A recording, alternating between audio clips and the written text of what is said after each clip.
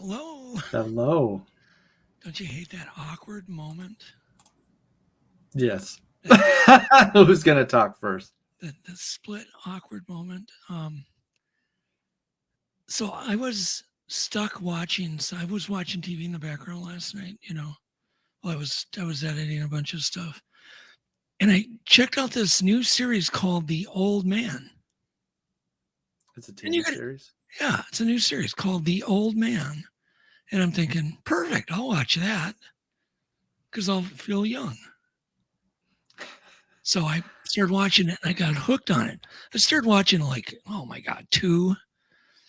But I'm editing. So I'm working. That's in the background, but it's really good. It's got Jeff Bridges in it. And it's kind of about it's kind of a John Wicky kind of movie. But Jeff Bridges is kind of the John Wick character. So he's old John Wick. He's old John Wick, but he's still really amazing. And he's been hiding for 30 years. Like John Wick retired, right? And yet he gets found eventually. His enemies find him and they start coming after him. It's pretty cool. It really is. I recommend it. So I just get this message, Alex. It says, user session has expired. So what the hell are they? These Macintoshes are crazy. So I'm like, okay, now it wants me to log. Oh, I see. It grayed out my email. So now it's asking me. It's always right during the show. Of course. Why is that? And I need my notes. Murphy. And then I start typing in your password. And of course, the Mac, it doesn't show you the password. So then you start typing and you got to concentrate. Now you guys can hear how fast I type.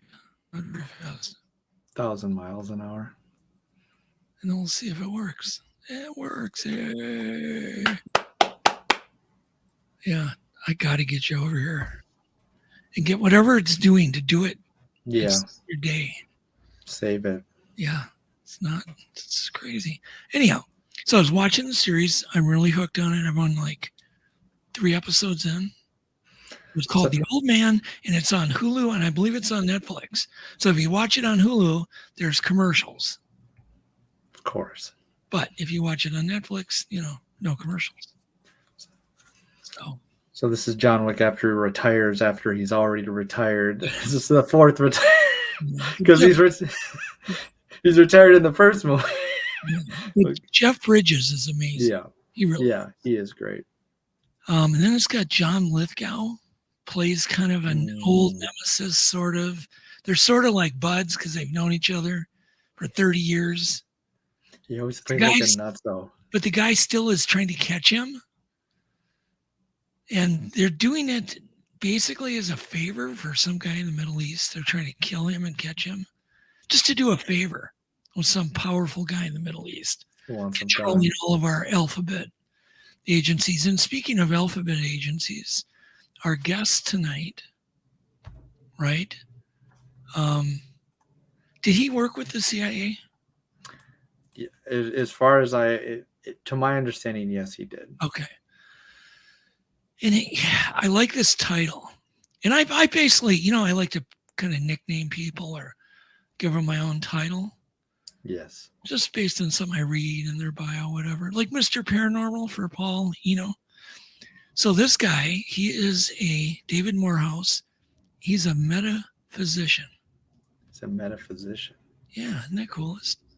I would like to say that to somebody and go, what do you do for a living? Oh, I'm a metaphysician. You see the blank look on their face. Yeah, their head might explode just hearing it. Exactly. So anyhow, but you can read his bio because he's really got a really cool bio when we get to introduce him at the bottom of the hour. So apparently Florida, they've booked 100,000. They're expecting 100,000 visitors for this Artemis 1 moon launch. It's practice unmanned. They're practicing it? Yeah. Well, they're practicing at what? $1 trillion ship that no pressure. Yeah, puts out more carbon dioxide than every car in America. So this thing is 322 feet tall.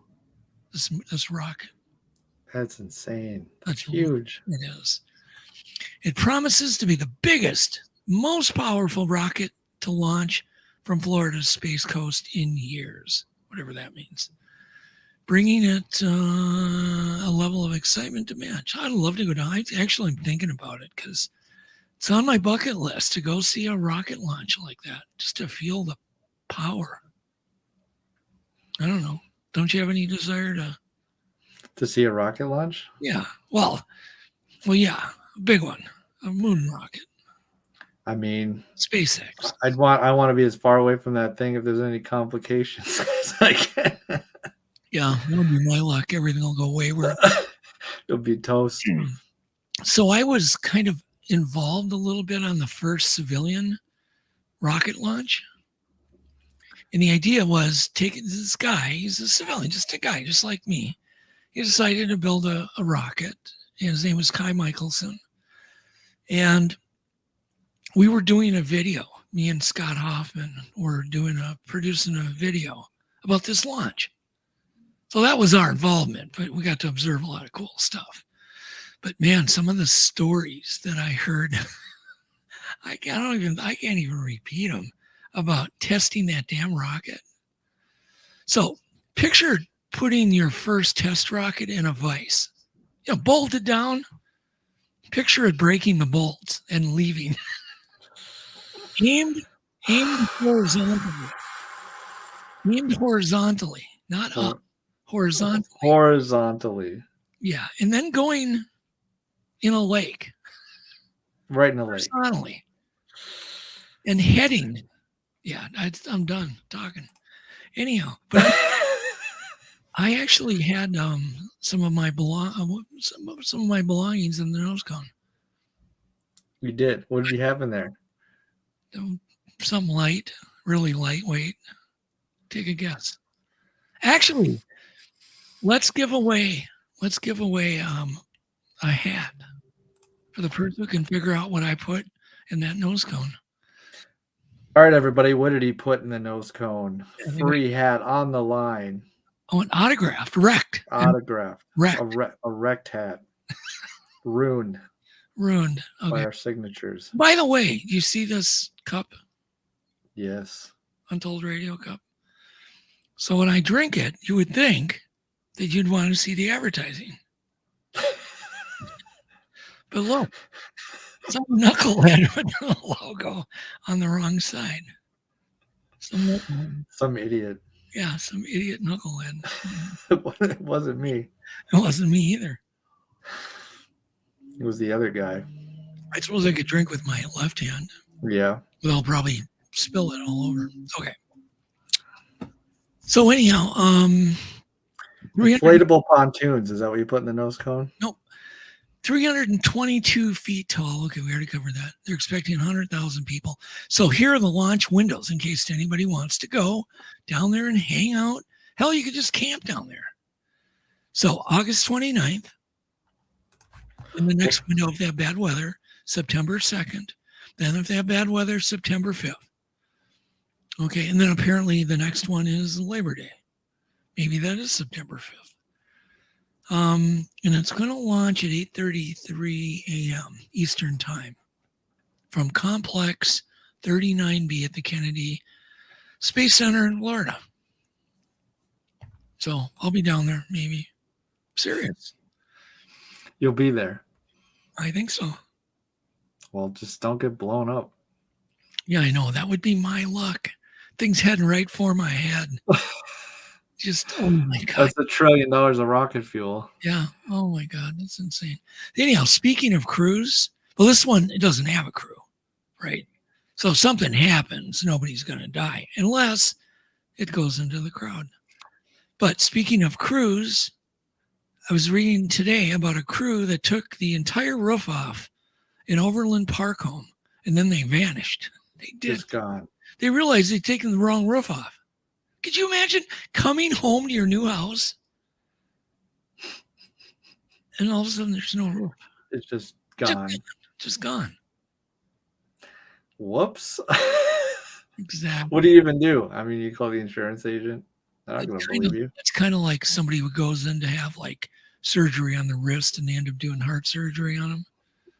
Yeah, a heart transplant. I guess that happens a lot more than you might think. So they really, I mean, they draw on you now. They put tags on you. It still happens. Even of all the precautions, it still happens. Okay. But speaking of rockets, so when I used to hang out with Stan Friedman, he was always, because he worked on the first nuclear rocket engine for Westinghouse. And he was involved in the heat shielding. And I kept wanting to see footage of this nuclear rocket test. And finally I did get to see it. It was really cool. But they just came out with a new, listen to this, the tiny, keyword tiny, modular nuclear reactor. Tiny modular reactor. How big is this thing? I don't know. The article didn't say. It just said tiny. There was like no measurements. But they did mention powering even a car with it. Oh yeah, just plug it into your car, drive away. But here's where it gets fun, Alex. The manual, you got to hear this. You will not believe this. The manual for this engine took 15 years to develop. They started in the early 2000s developing this. I mean, this technology has been around a time, but they started working on the manual. Just think about this, the owner's manual in 2000s for this little tiny nuclear engine. Because they had to give it to the Department of Energy to pass it, all this stuff and, blah, blah, blah. Because it's got to get passed by multiple university, government laboratories, blah, blah, blah, blah. All sorts of people in the energy sector, big bunch of bureaucratic layers. Do you think anyone read it? Well, no, but you don't even listen to this. Sorry. This manual, so apparently the prefix is 12,000 pages. The index. 12,000 pages? The actual manual is like 2 million pages. Who's reading this? How long would that take you to read? Your whole life? So you get the manual, right? Oh, I'm going to get by this rocket engine, this or whatever, little nuclear engine. I'm going to build a little power plant or whatever. 12,000 page index, pre stuff. 2 million pages. Who's got a lifetime to read 2 million pages? So by the time you're done reading it, you're in dead. the ground. Oh, you're dead. It just, oh my God, it doesn't. Is there an index? 12,000 pages. Oh my gosh. That's the index. That's the index is 12,000. Wow. Millions. I mean, I'm sure. Well, no, it says 12,000 pages, but they're saying the design certification, the application was 12,000 pages. That was the application. Oh, okay. This is a cheat sheet like 100 pages long? Could you imagine? Here, Alex, fill out this application. 12,000 pages. Oh my God. What are they going to do with this thing? Only the government. I don't know. But it talked about like power plants, little, it's called there's a name for this thing, the New Scale. It's a company. I think it's called New Scale. Is this for shrunk people? What is? No, it's a little miniature nuclear reactor. Is it going to be in the new Tesla? Sure. Called the Nuclearessa. I don't know. That's Chernobyl. Do you really think I have patience to read this whole article? I don't. So let's go from that to Jack Osbourne. Jack Osbourne. You know who that is, right? Ozzy Osbourne's son. Yes. Okay. It took me a second. I was thinking of, never mind. Does somebody like you even know who Ozzy Osbourne is? Yes. Yeah. Okay. I know who Ozzy is. Okay. Anyhow, Jack Osbourne, he's kind of getting involved in UFOs and Bigfoot and all that stuff. And we've already just reached out for them. They want to come on the show, right? Correct? Yeah, absolutely. Okay. All right. That was a little while ago. They probably won't. Okay. But anyhow, so he's getting involved in Bigfoot and this and that. But he claims, and apparently whoever wrote the article is claiming that he not only saw a skinwalker and they were in the Uinta Basin, but they filmed it. They filmed it there. They filmed a skinwalker. They got a skinwalker on tape. Yeah, on tape. Yeah, apparently it was walking in the desert or whatever, and I don't know if he had some night vision deal and claimed that some portal opened up, some crap. I don't know. Who knows? It's near the Skinwalker Ranch, so I could actually read it instead of trying to explain it. He was with Ben Hansen. You know who that is? That ex-FBI guy, The ex-FBI guy, ghost hunter guy, or whatever. I don't know. I've had a chance. I've done a couple. I'm showing my ignorance. I've done a couple of conventions. He did Fact or Faked, I believe. Okay. The show. I might have seen an episode of it. Yeah. I've been in a number of. I've seen Ben, but he always had so many people around him, and I'm like, well, I'm not waiting in a line. I won't wait in a line to meet somebody. But anyhow, so it says. So these are Jack Osborne's own words. He says, "I swear to God, I saw a effing skinwalker." So are they gonna release the footage? I think so on Discovery Plus, and we got it on effing tape, dude. So he tells his producer, referring to the shape-shifting witch of Navajo legend that morphs into various animals like wolves or bears. So maybe he filmed a coyote, and he's just saying it was but he said it was walking upright. Was it super clear? I doubt it. You know these things are always blurry by nature. Is this still going to be blurry when we have 8K cameras in our phones? See, I figured out how to get the advertising. There we go. You hold it like that, not by the handle. Anyhow, so tune into Discovery Plus. Absolutely. And see the skinwalker that Jack Osborne filmed.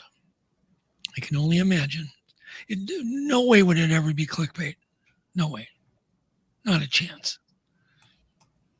Right? I don't think so. No one would ever do that, would they? For a TV show? Oh, never. Never. Well, apparently 4 days ago, the Earth spun faster than it's ever spun. Really? It was so fast. It was 1.59 milliseconds. So basically 2/100ths of a second. Almost 2/100ths of a second quicker. Oh my God. I could feel it. I was like stuck to the wall of my office. That's so weird. But who the heck has got time to measure this crap? I don't even know how you do it. How would you even do it? But I want to know, why is it even important? But apparently they have been putting in like a leap, because apparently it's been slower than 24 hours. Right? Really? So then every once in a while, every 27 times, they've had to add leap seconds. You know, like we have a leap year, right? Yeah. Keep everything on time. Apparently 27 times they've had to add seconds. So now we're going to have to take a second away. We're going to have to take it away? Yeah. So everybody set their watch back 1.5 seconds right now. Everybody. I want my second back. But I'm thinking, oh my God. Thinking, who in the frick has time for this crap? Don't we have more important things to work on? You'd think so. You think we just let that second go? You know, Earth is just going to balance out. It's just going to be normal at some point. Yeah. You know, sometimes going to spin a little quicker, sometimes a little slower. No, we got it down to that 1 second.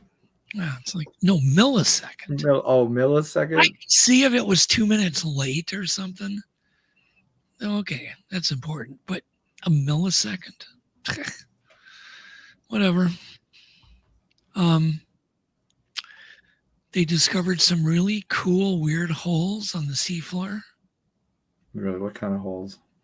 In the Atlantic Ocean. They look like rectangles. You could see a picture. You could put it up. Okay. How would I find it? July 23rd, along the sea floor off the coast of Portugal. beneath the island chain of Azores. Scientists saw these holes. Apparently, they're pretty big, and they're down 2 miles deep. They're pretty cool looking. It looks like something like man-made crawled along the bottom. Yeah. Wow. You probably can't find it, or can you? Is this it? Yep, that's it. Yeah, the same picture I got. Super bizarre. Yeah, they look like man-made holes. Yeah, they're kind of rectangular, sort of. That's what they're saying. So apparently, so 2 weeks later, they found 300 miles away. They found even more of these mysterious holes. So who knows? So they're gonna try to like run something down there, like a camera. Well, that's how they got the picture of the holes. I want them in the holes. Oh, ew. Well, that's usually what I do. I put stuff in the holes. Yes. Yeah. Get it in the hole. Yeah. Okay. Oh my God. Okay. Speaking of in the hole, scientists killed a pig. Let it sit there, and it was dead for an hour. Apparently, they gave it anesthetic before they killed it. Gave it a heart attack. Let it die. An hour. They let it be dead for 1 hour, and then they reanimated it. They did. Well, they reanimated the cells. So there's this thing, and I can't remember the name of it. Let me think. There's a name when a cell dies. And once it dies, we've never been able to bring it back. It's a human cell. You can probably do it with worms, but a human cell. So they do this. It's a company called Organ X Tech. And apparently they're working on it to help preserve organs for organ transplants. So they can, throw them up on the shelf, put an expiration date. They're dead, store them in formaldehyde, and then bring them back to life. Wow. I just made that last part up. You made it up. The last part about the last part. I mean, what's wrong with ice? But apparently they said this will give them a chance to get organs farther away, more remote areas, and that kind of thing. So when they harvest my organs, they can take it across the globe. yeah, on a slow boat to China. So that's just interesting as all get out, isn't it? They won't have to kill me overseas. They can kill me right here. Well, then right after I read the article, of course, I went to Ribfest. Oh, of course. I'm picturing the dead pig while I'm eating. I'm just picturing this dead pig twitching because it started like twitching, and they reanimated it. It started kind of like moving and crap. They didn't bring its brain alive. They just did its body. So it's just twitching and crap. Anyhow, but I swear to God, I went to Ribfest then. Of course, perfect timing. I'm eating pork ribs. And oh my God, there was this the second day I went there 2 days in a row. The second day I went there were ribs. I checked out this one place. They were so good. I almost had a tear in my eye. They were unbelievable. I'm thinking, no, I've got to live without these ribs now. Because they were in like Illinois. Oh, of course. Oh my God, they were so good. But that was a good time. So what else we got here? I don't know. Well, Dave is in the back room. I'm excited to bring him on. Well, why don't you start and read Dave's bio, part of it at least, because it's big. But he's spent a lot of time in the military, and it's really impressive. His military career. Absolutely. And I do feel like people really need to hear from himself, but I will say Dr. Morehouse is one of the world's leading remote he's actually the world's leading remote viewing teacher, and he has trained tens of thousands of people to successfully do the protocol. He's a former highly decorated special operations officer. You just said four more. Formerly, excuse me, I can't talk. Right. He is the author of the international bestseller Psychic Warrior, which is available in 14 languages. Welcome aboard, David. How are you doing tonight? David. Good. Hi, folks. Hey, we hear you good. So first thing is, oh my God, your military service is absolutely incredible, David. It wasn't that spectacular, but thank you for saying that. I mean, Well, I think it was. I mean, you know, what I read, I was blessed. I got to do a lot of really cool things. I was never in the military, so I really look up to people who did. Well, thank you. I And know they all appreciate that. yeah, so go ahead and maybe just, you know, Alex didn't read much of your bio because there's so much of it. Yeah, it's not important. I mean, I was raised by an Army officer who was raised by another Army officer. So my grandfather, who I never met, was a colonel of infantry, fought in World War I. Then my father fought in World War II and in Korea, and was being geared up to go to Vietnam. And I think he just concluded that maybe pressing his luck a third time would not be good. Although he wasn't a combat arms officer, he was a warrant officer. But he raised me to be an Army officer. And it was, I don't know, maybe kind of like growing up with the great Santini. I've told people it was kind of like that, sort of, you know, a lot. And when I went to school, I really had an intention of being something other than an Army officer. I didn't share that with my father, but when I was there and was enrolled in ROTC, because I went to Brigham Young University, I wasn't a member of the church at that time, but I went to BYU on a ROTC scholarship. So I had a 4-year scholarship, and then I also had a student leadership scholarship and a partial wrestling scholarship when I went to BYU. And when I was in the ROTC program there, I just started to find out that being in that role was simple for me, and to do the things that they ask you to do and to lead men or do things, even at that level, you just start to see that things come kind of naturally to you. And it was really not because of some, you know, natural ability within me. It was something that was sculpted in me by my father. And so I came out of BYU, married with one child, and then was sent to the Republic of Panama. That was my first duty assignment. But on the way there, I, of course, had already gone to Ranger School as a cadet, and I had already gone to basic airborne school as a cadet.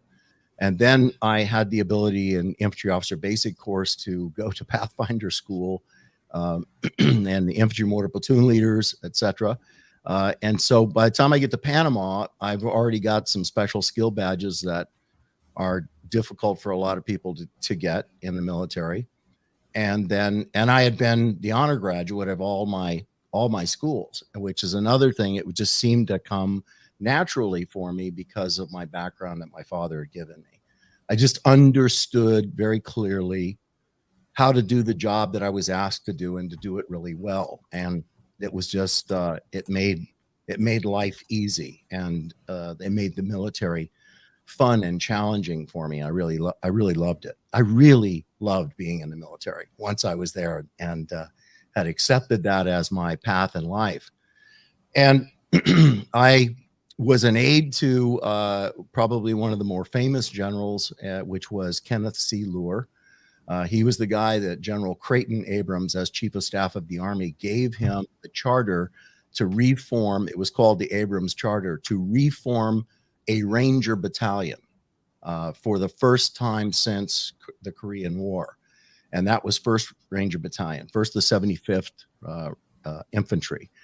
And he did that in 74. So Lure became this famous guy for reforming the Rangers, being given that mission to do it. There's a really interesting side note as to why he was given that mission, and why he was given that mission and given 6 months to make it happen and to get them certified. Ask me that question later, but it's an interesting take on it.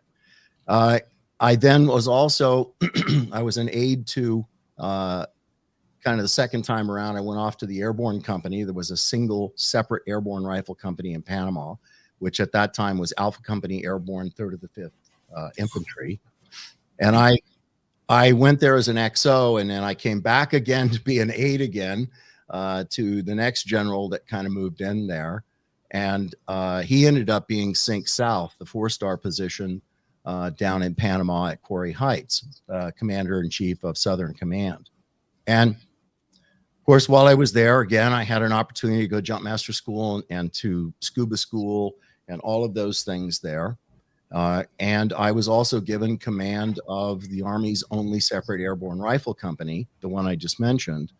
And I was given command of this company as I was still a first lieutenant. I barely outranked my lieutenants in this company, which that was difficult for them, I'm sure. And I made captain about halfway through it and commanded this company for 2 years, where most captains commanded for maybe 12 months at the maximum, occasionally 18 months, but to get, a full 2 years was an unusual thing. I left there, went off to the advanced course, and then from there into 1st Ranger Battalion, where I served as a battalion adjutant for a year, and then I was given command of Bravo Company, 1st to 75th Rangers in the Ranger Regiment at that time. And that's kind of the peak of an officer's career to, a company grade officer's career, to get 2 company commands and to be into those commands as long as you can be there, and to be with the most elite troops that you can possibly have available to you. They are truly our finest. And it was a great honor for me to be there and to command them and to train them and to serve with them. I stay in touch with many of them to this day, of my sergeants and of, Wow. I mean, some of the young lieutenants I served with are now truly chief of staff of the Army at 4-star positions. So it was a lot of fun and a great, exciting thing. My son, who was a command sergeant major in a military police battalion or brigade, he had an opportunity in his last deployment to Afghanistan to actually work for the 75th Ranger Regiment. And it was a funny story because he emails me back and he says, "Hey, Dad, I'm working for this guy who says he was a specialist, an E4 in your company, in Bravo Company in the Rangers." I go, "Well, who is he and what's he doing now?" He goes, "Oh, he's the Ranger Regimental Command Sergeant Major." And I sent an email. So I sent an email to this Command Sergeant Major. I go, "Hey, it's me. Remember? I don't tell my son any bad stories about me. Only good stories." Go back and forth, right? So your son is the 3rd generation. 4th now. 4th generation in the military. It's amazing. So keep going because it's important. Well, let me state this, David. It's important to our audience because we're going to be talking about some weird stuff. It's important our audience understands that you are the real deal. You're not some guy. You're not some imposter. You're not making any of this stuff up. And you are, I mean, you're talking from authority and experience. So go ahead. Yeah. I was just, I was really blessed to have this path laid out for me, to have these tremendous mentors that, these generals that led me. And I also had just the privilege and the honor to serve under some of the finest lieutenant colonels and colonels that the Army ever produced. I just happened to be in the right place at the right time with the right kinds of people. And I was recognized, and I'm grateful for that, and given these positions. And so when I was in the Rangers, I was trained to be a trainer by Kenneth C. Lure. So in doing that, I always was huge on live fire because that's how we did things. And his objective there was, we don't do stupid things in the interest of safety, but we perform the mission safely, meaning we train like we're going to go to war, and we train to fight like we're going to fight in war. And we don't do stupid things in the process of doing that, like ridiculous safety requirements, because you have to push the envelope and you have to push your men's ability to navigate, to do fire maneuver and those kinds of things, and not just shoot at plastic targets or at paper targets downrange. So all of that kind of stuff happened, and I got pretty well known for that, even in the face of some adversity, because a lot of my brother company commanders in the Rangers had either wounded or killed some of their soldiers doing this stuff. And I never had any of my soldiers get so much as a scratch. And we fired tens of millions of rounds a year to prepare for combat. And they were capable and good and smart, and they knew how to do it in all kinds of terrain, from jungle to mountainous terrain to the rocks of 29 Palms. It just didn't matter where we were. They were now rehearsed and practiced and understood how to control their fires and how to maneuver and not get into the gun target line, those kinds of things. So it was really good. And I got picked by the Ranger regimental commander, picked my company to represent the United States Army and Rangers to go to the Kingdom of Jordan to train a Jordanian Ranger battalion. Which we didn't really do a lot of training for them, but we kind of folded them into our organizations to do our live fires and other things. People at the time were kind of asking, why would we be sending a Ranger company into Jordan? Typically, it was an SF organization, I think, 10th group, I think, or 5th group. I can't remember which one. But we were performing a really odd political mission there, because the only two enemies that the Kingdom of Jordan had they had some problems with Syria up to the north, but then they also, of course, were bordered on the long side by Israel, and they really despised Israel still. And the battalion commander of that Jordanian Ranger battalion oftentimes pulled his weapon out and would point it over in the direction of Israel and squeeze off a couple of rounds. And I had Jewish Rangers in my company. So we had to keep things tamped down. But we were in this one particular place.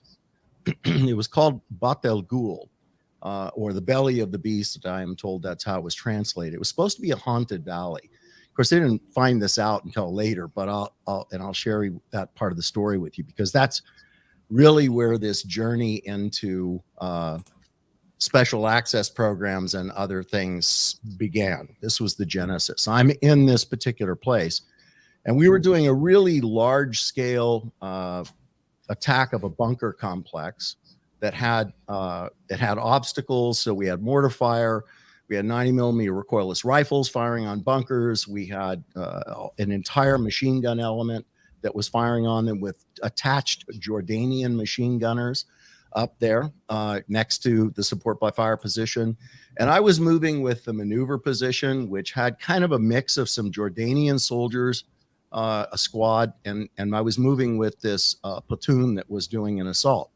And I was with the lieutenant, because I'm observing and watching and evaluating and those things with him. And I can remember the kid that was the lieutenant, Owens, his father actually ended up commanding the Defense Intelligence Agency when I was there as a remote viewer.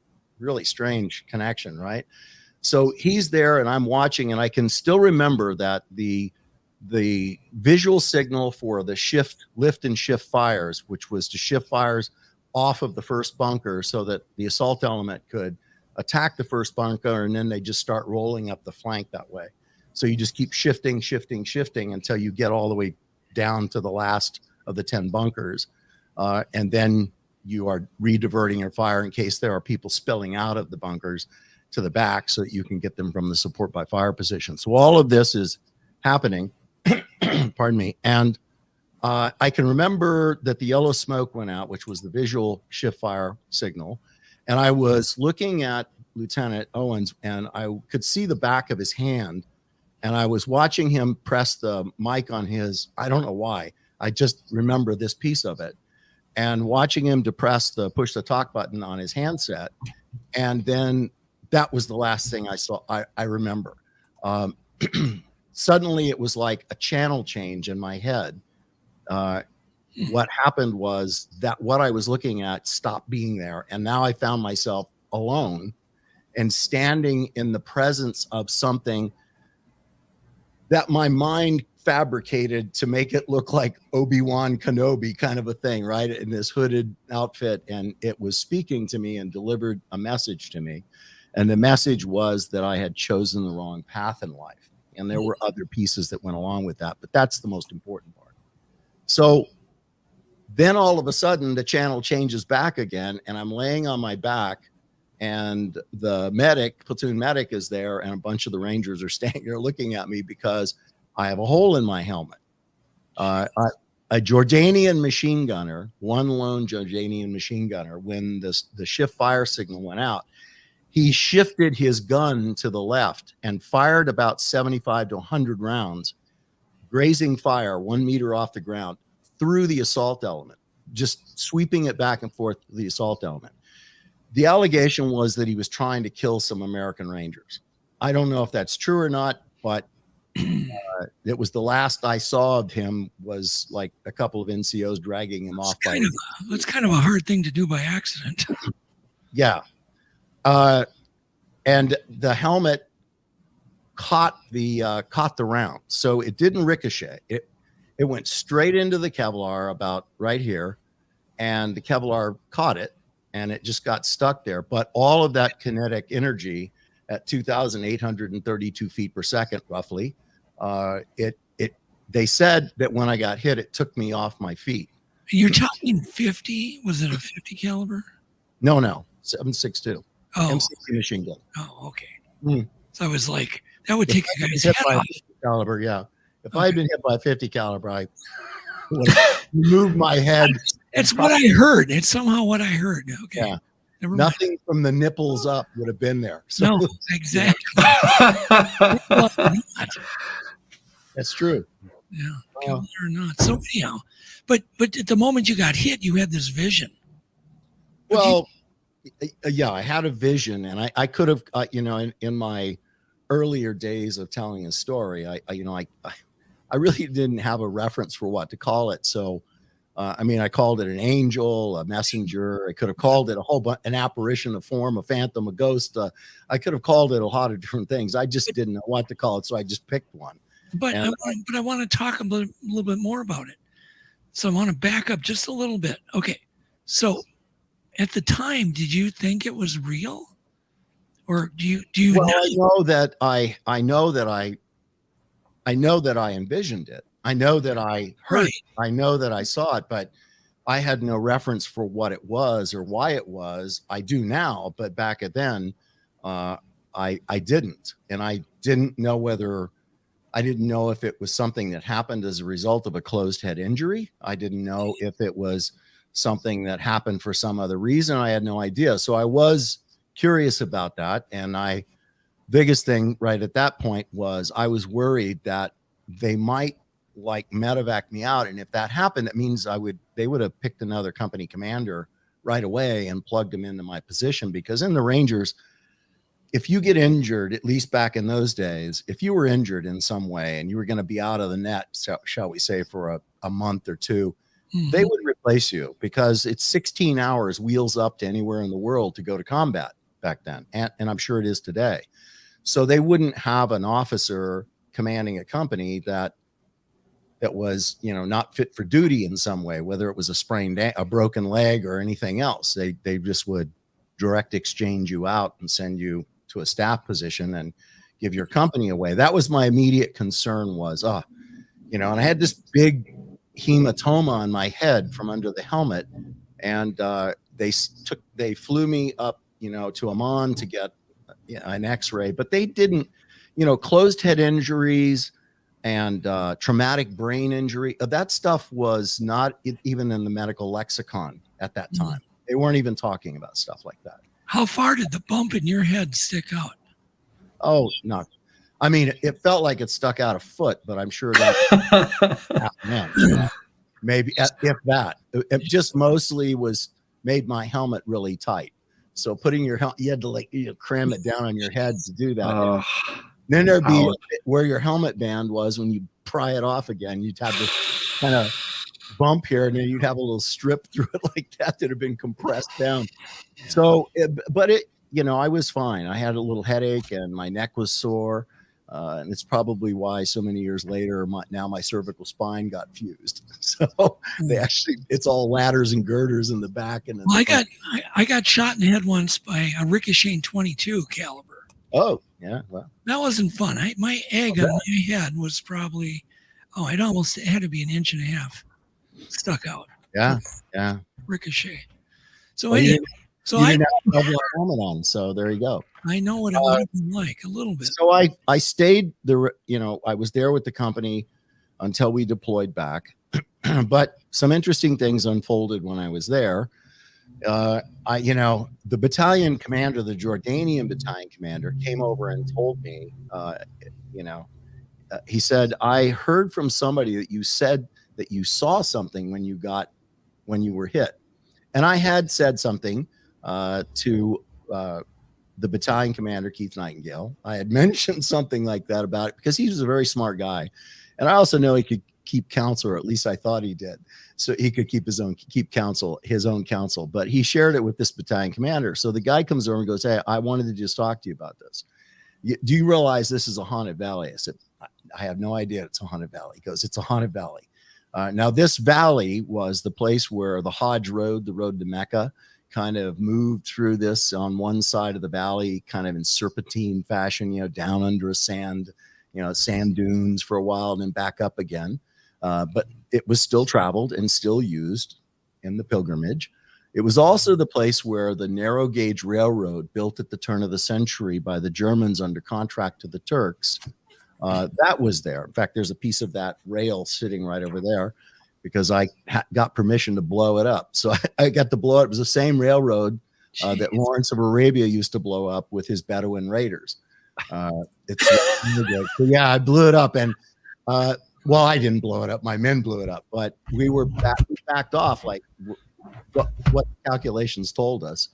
And so we were like 500 meters back, 600 meters back, something along those lines. And it goes kaboom, and a piece that weighs at least 45 pounds landed pointy, white hot side down 10 feet behind me, like between my legs. Oh, gee. It was really creepy, right? So I'm like, I have to keep this piece. Yeah, I brought back a lot of things from Jordan.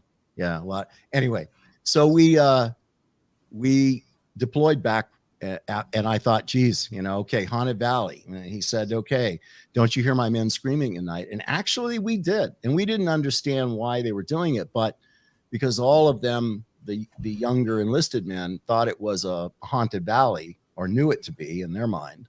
Every time the wind would rustle, the tent flaps or something, they would be certain it was a banshee, a ghost trying to come and, get them and frighten them. And so they would cry out. So when we came back and deployed back, things started to happen. I started, in the time that I was still had a couple of months, not many, to get rid of, to turn over my company. And then, next assignment was coming up, and I was supposed to go to Italy to be an aide to an Italian general in Vicenza, Italy. And I had orders to go to Defense Language Institute to learn to speak Italian.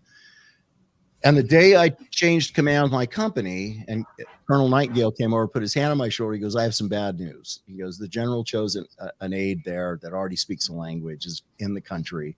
So yeah, you're now a free agent. That is not a good thing to be as a guy that's commanded 2 companies, Rangers, et cetera, like that, because now some assignment officers looking at you as like prime lunch meat and going to send you off to some horrible thing like recruiting command, Antarctica, duty, or ROTC, to be something in ROTC. And I had no intention of doing that.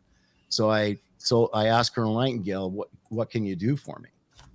And some black book assignments came up that were places that I probably shouldn't have gone. One of them was to go down to El Salvador to work in the mill group in El Salvador.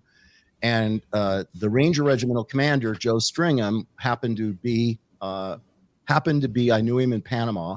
He went out of Panama as a full colonel and went down to the mill group in El Salvador, in San Salvador. And there he reinitiated or rebuilt what was sort of the equivalent of the Phoenix Project in Vietnam. which meant that if we knew that there were individuals that were sympathizing with the communist guerrillas down there, that we would be instrumental in getting the right kinds of people to take them out, kill them. So that happened in Vietnam, and it was happening down there as well. Really, it kind of changed Joe Stringham a lot. I think he's come out of that now, but he was pretty shaken up by being responsible for that and being asked to set that back up again. He was Special Forces, as was General Lure. But I have been now earmarked to go to that job, to go down there and work in that organization. And Joe Stringham, Colonel Stringham, has coffee with me one day in the mess hall, and he goes, I'm not going to let you go do that. He goes, it's this, and you're not that guy. I don't want you to go do it. And I went, okay. So, I mean, for me, it was okay. That's the next job. All right, I'll go do it. But he was a wise man, and he said, look, that will destroy your soul. I don't want you to go do it. So we'll find something else for you. So everybody starts pulling some strings for me, and I get this offer for a limited read on. It has to be an interview. And so I go up to Washington, D.C., and I check into the hotel that I was told to check into. And I am going to be interviewed by this organization, which is called The Activity, ISA. And there's a book that was written called Killer Elite. And the first version of that book, Killer Elite, talks about my time in that unit as the deputy executive officer and staff action control officer. It's a really interesting book. I can't believe the guy got away with writing it. He had really good inside help to be able to do that because it is really all telling. Now, I've read some critique about it where people are going, well, it doesn't teach you how to do this stuff. Well, no, it's not a book on tradecraft. That's not what it is. It's not a CIA manual. What it is telling the story about the creation of this organization, which basically had the function of supporting clandestine covert military operations in tier 1 and tier 2 countries. That was its job. That's where it came from. And it's a neat book to read, but there I was. I went in for the recruiting process there and had some really funny things. I mean, it was kind of, I knew I was going now into the spook world. A special access program can do one of different things. You can be on DASR, Department of the Army Special Access roster. What happens in an assignment like that is somebody from the DASR office goes to infantry branch and goes, I want Major Morehouse's or Captain Morehouse's file. So the infantry branch guy that's managing me gives him the file. They take that file and they go down to the DASR room, and you're logged in, your file's logged in down there.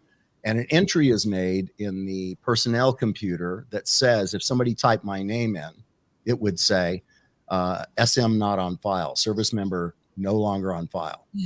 Because they remove you from the general computer so that people can't figure out where you are or what assignment you have.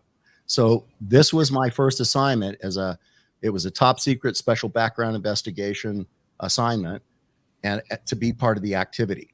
Now, I was not an operator in the activity, so I was not a tradecraft guy going downrange doing that kind of stuff. My job was to try to figure out why there was just this huge logjam in getting movement orders and other things for the operatives that we were trying to send around. And the way this happened was because John O. Marsh Jr., Secretary of the Army at the time, got lied to by a previous commander in ISA, the activity, and was told at a party that they weren't going to send somebody where he told them not to send them. And they did.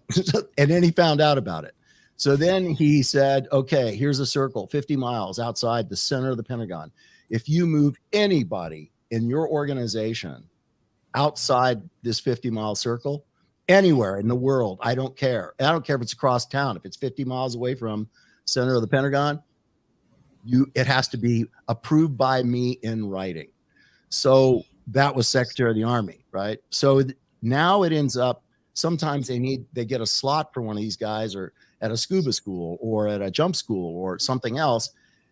and they like have to go in a week, and they can't possibly get orders, signed for them by John O. Marsh Jr. within a week. So I get put on this task of finding out why and where. And so I'm the guy that comes back and goes, okay, well, I figured it out. Every request to move goes through 54 different oversight agencies, 54 different desks. 54. That's a bureaucratic mess. Exactly. And everybody thought that they had the responsibility, right, to put comments and other things so that, guess who? Secretary of the Army, John O. Marsh Jr. could see their name and their office coming up with all these really clever, critical things that needed to be addressed and answered. And so these movements would go up, come back for questions, come up, come back again. It was insane. So for the first time, big briefing was to stand there in front of the Secretary of the Army with my commander, Tony Lackey, and say, this is why this doesn't work. This is why the other guys cheated on you, because we can't do this way. So John O. Marsh Jr. said, all right, well, we'll abbreviate it. So it actually went to like 3 desks at that time. And then I would stand in front of John O. Marsh Jr.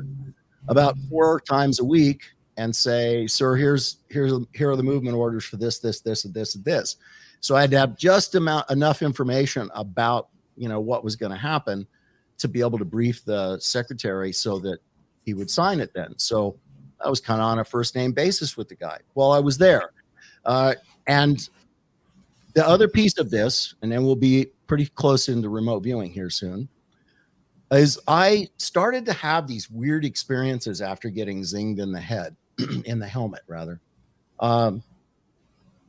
I started to have what I thought were, I didn't know what they were, but I felt like I was outside of myself, like floating, right? Or flying or doing something else. And these were not during dream states. These were, and it wasn't lucid dreaming as far as I could define it. I mean, I spent time in the library because remember, I had no reference for these things.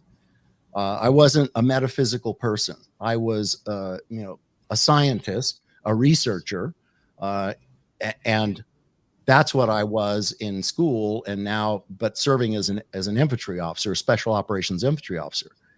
But I still had the head for trying to problem solve and figure this stuff out. And what ends up happening is I come to this understanding that maybe what I'm having is an astral projection, something like that. But I can't be for sure that it is what it is. And it's never something that I seem to be in control of. And it kind of happens when I don't expect it. And it, I can't make myself go here or go there or stay there. It just seems to be like I'm gone and then back, Does it cause fear in you? No, no. I mean, maybe, rapid heartbeat or something like that, but it certainly wasn't something I was frightened of. It was just strange to have that happening. Now, back in the activity, every quarter we would do what was called a CI poly, a counterintelligence poly, which was it's not like a CIA full lifestyle poly. A CI poly is they're basically asking you questions like, have you ever divulged classified information? What kind of thing? Or do you know anybody who has divulged classified information? It goes through that kind of a thing. So once you pass your poly, you then sit down with the command psychiatrist, our psychologist, who was a lieutenant colonel. He was detailed to keep his finger on the psychiatric pulse of this organization. Why? Because when you live in those kinds of organizations and you live in a world wrapped in secrets, wrapped in lies, you get to the point where you're no longer capable of understanding where the line is for the lies and the truth, or the truth and the lies. And it begins to unravel people. A lot of those guys were on their 5th or 6th, marriage. I actually, with my driver, I actually had to pull a lieutenant colonel off of a sergeant major by the drinking fountain, both married men, and both of them sleeping with the same redheaded E4 female. And they were fighting over her at the drinking fountain. Oh no. me and my driver, he's an enlisted guy, and I'm a captain. We're pulling these guys off, holding them back, like, stop it. What are you doing? So that was the kind of thing that went on there. And this was in the headquarters element. You can only imagine what was going on with all the operators. So this guy would set them down, every person in the unit, and we'd go through this kind of probably not unlike a therapy session, right? I think, I don't know. But it was just asking questions like, how's the family going? How are you doing with the family? Is everybody happy? Problems at school with the kids, et cetera, et cetera. And then it would get more about you and more about you. And then finally, but Dave, you're wired to a lie detector test. No. No, not at this time. That's over. The polygraph is over. Okay. Now you're sitting down with the psychologist. Okay. He's picking your brain to find out if you're coming unglued in somewhere. And his last question was always this creepy one, which was, and is there anything else you'd like to share with me? Which I thought, like what? Yeah. Right. So in the second one that I am there, because I had taken my son on this like Cub Scout outing, and everybody else was, setting up in tents and stuff like that. And I just told my son, I go, hey, Mike, we're gonna ranger camp here. So I like just clear a path, something out from under a bush, and we get under the bush with a poncho liner and a poncho, and there we are for the night. And as he's laying down next to me with his head on my left shoulder, and I'm just holding him there, and I have this another out-of-body experience. I feel myself shoot straight up into the sky, and I can look across this valley where we were, and I could see the moon in the distance, and it was just. Did your vision change during these kind of, in other words, your perception of vision, like you could see closer up, or? No, I felt I could see like from the position where I was in, like okay, so it was up in the air, Okay. And so, but again, it was never something I thought about doing and then did. It was always something that happened and kind of a surprise. And then I was also not in charge of it. Like I couldn't stay up there, and I would be up there, and all of a sudden I'd feel myself falling backwards, and then I'd go like, oh, wake up, right where I was holding my son. So in my second or third visit with this psychologist, this lieutenant colonel, when he got to that last question and said, is there anything else you would like to talk about or ask me about or something? And I said, yeah, there is, as a matter of fact. And I tell him the story, getting shot in the helmet and blah, blah, blah, all the other stuff that happened. And he just walks over to a file safe, which was, 4 drawers high, big, heavy safe, but it's just filing cabinet safe. And spins the dial, opens this thing up, marks it open, pulls out these 3 blue folders, and hands me these folders, which are classified, but we're working inside of a skiff. We're in a secret compartmented information facility. And so he gives me these 3 folders and says, read these, look at these, and then we'll talk about them in the morning. So I just went back, brewed some coffee, sat there looking at these things, and I'll shorten this part of the story for everybody. It was a fascinating thing for me to read these, because I was looking at sketches of locks and of gates and of stairways and of doors. I was looking at sketches of rooms and all kinds of other things. But the way this whole thing was structured is there were 2 people that referred to by numbers, not by names, which I had not seen that before. And one would be an M and a number, and the other would be a V with a number. And what those actually stood for was viewer number and monitor number. And the monitor was clearly co-located with the viewer, same physical space. But what the viewer was describing to the monitor was not something that was in the same physical space with he and or her and the monitor. And the monitor was steering this viewer into different places. And the monitor was saying things. And I still remember one of the most poignant things that I read is the monitor asked the viewer, are you outside the building where you're supposed to be? And the monitors, I mean, the viewer says, yes, I've counted the manhole covers and I'm where I'm supposed to be now. And listen to this. The monitor then says to the viewer, pass through the wall and describe the contents of the room. Now, if I had read that in a Time magazine, I'd have chuckled, right? Or an airline flight magazine, I'd have laughed and stuffed it back in the seat. But I'm looking at something stamped secret grill flame, and I'm in a secret compartmented information facility, and I'm in a special access program, which happens to be one of the most classified in existence for the U.S. Army. And here I am, and I'm reading this. So let me just say, I hope that works for everybody. It had some credibility, right? It wasn't just some stupid thing I was reading from some starry-eyed new age guru in a back room with a beaded curtain somewhere. I was looking at a real classified document, and I was looking at 3 of them.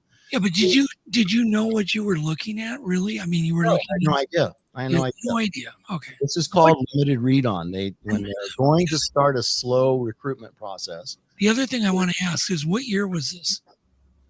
This would have been 86, okay. I think. It's in the 80s, late 80s. Yeah, okay. Mid 80s. All right, continue. 86.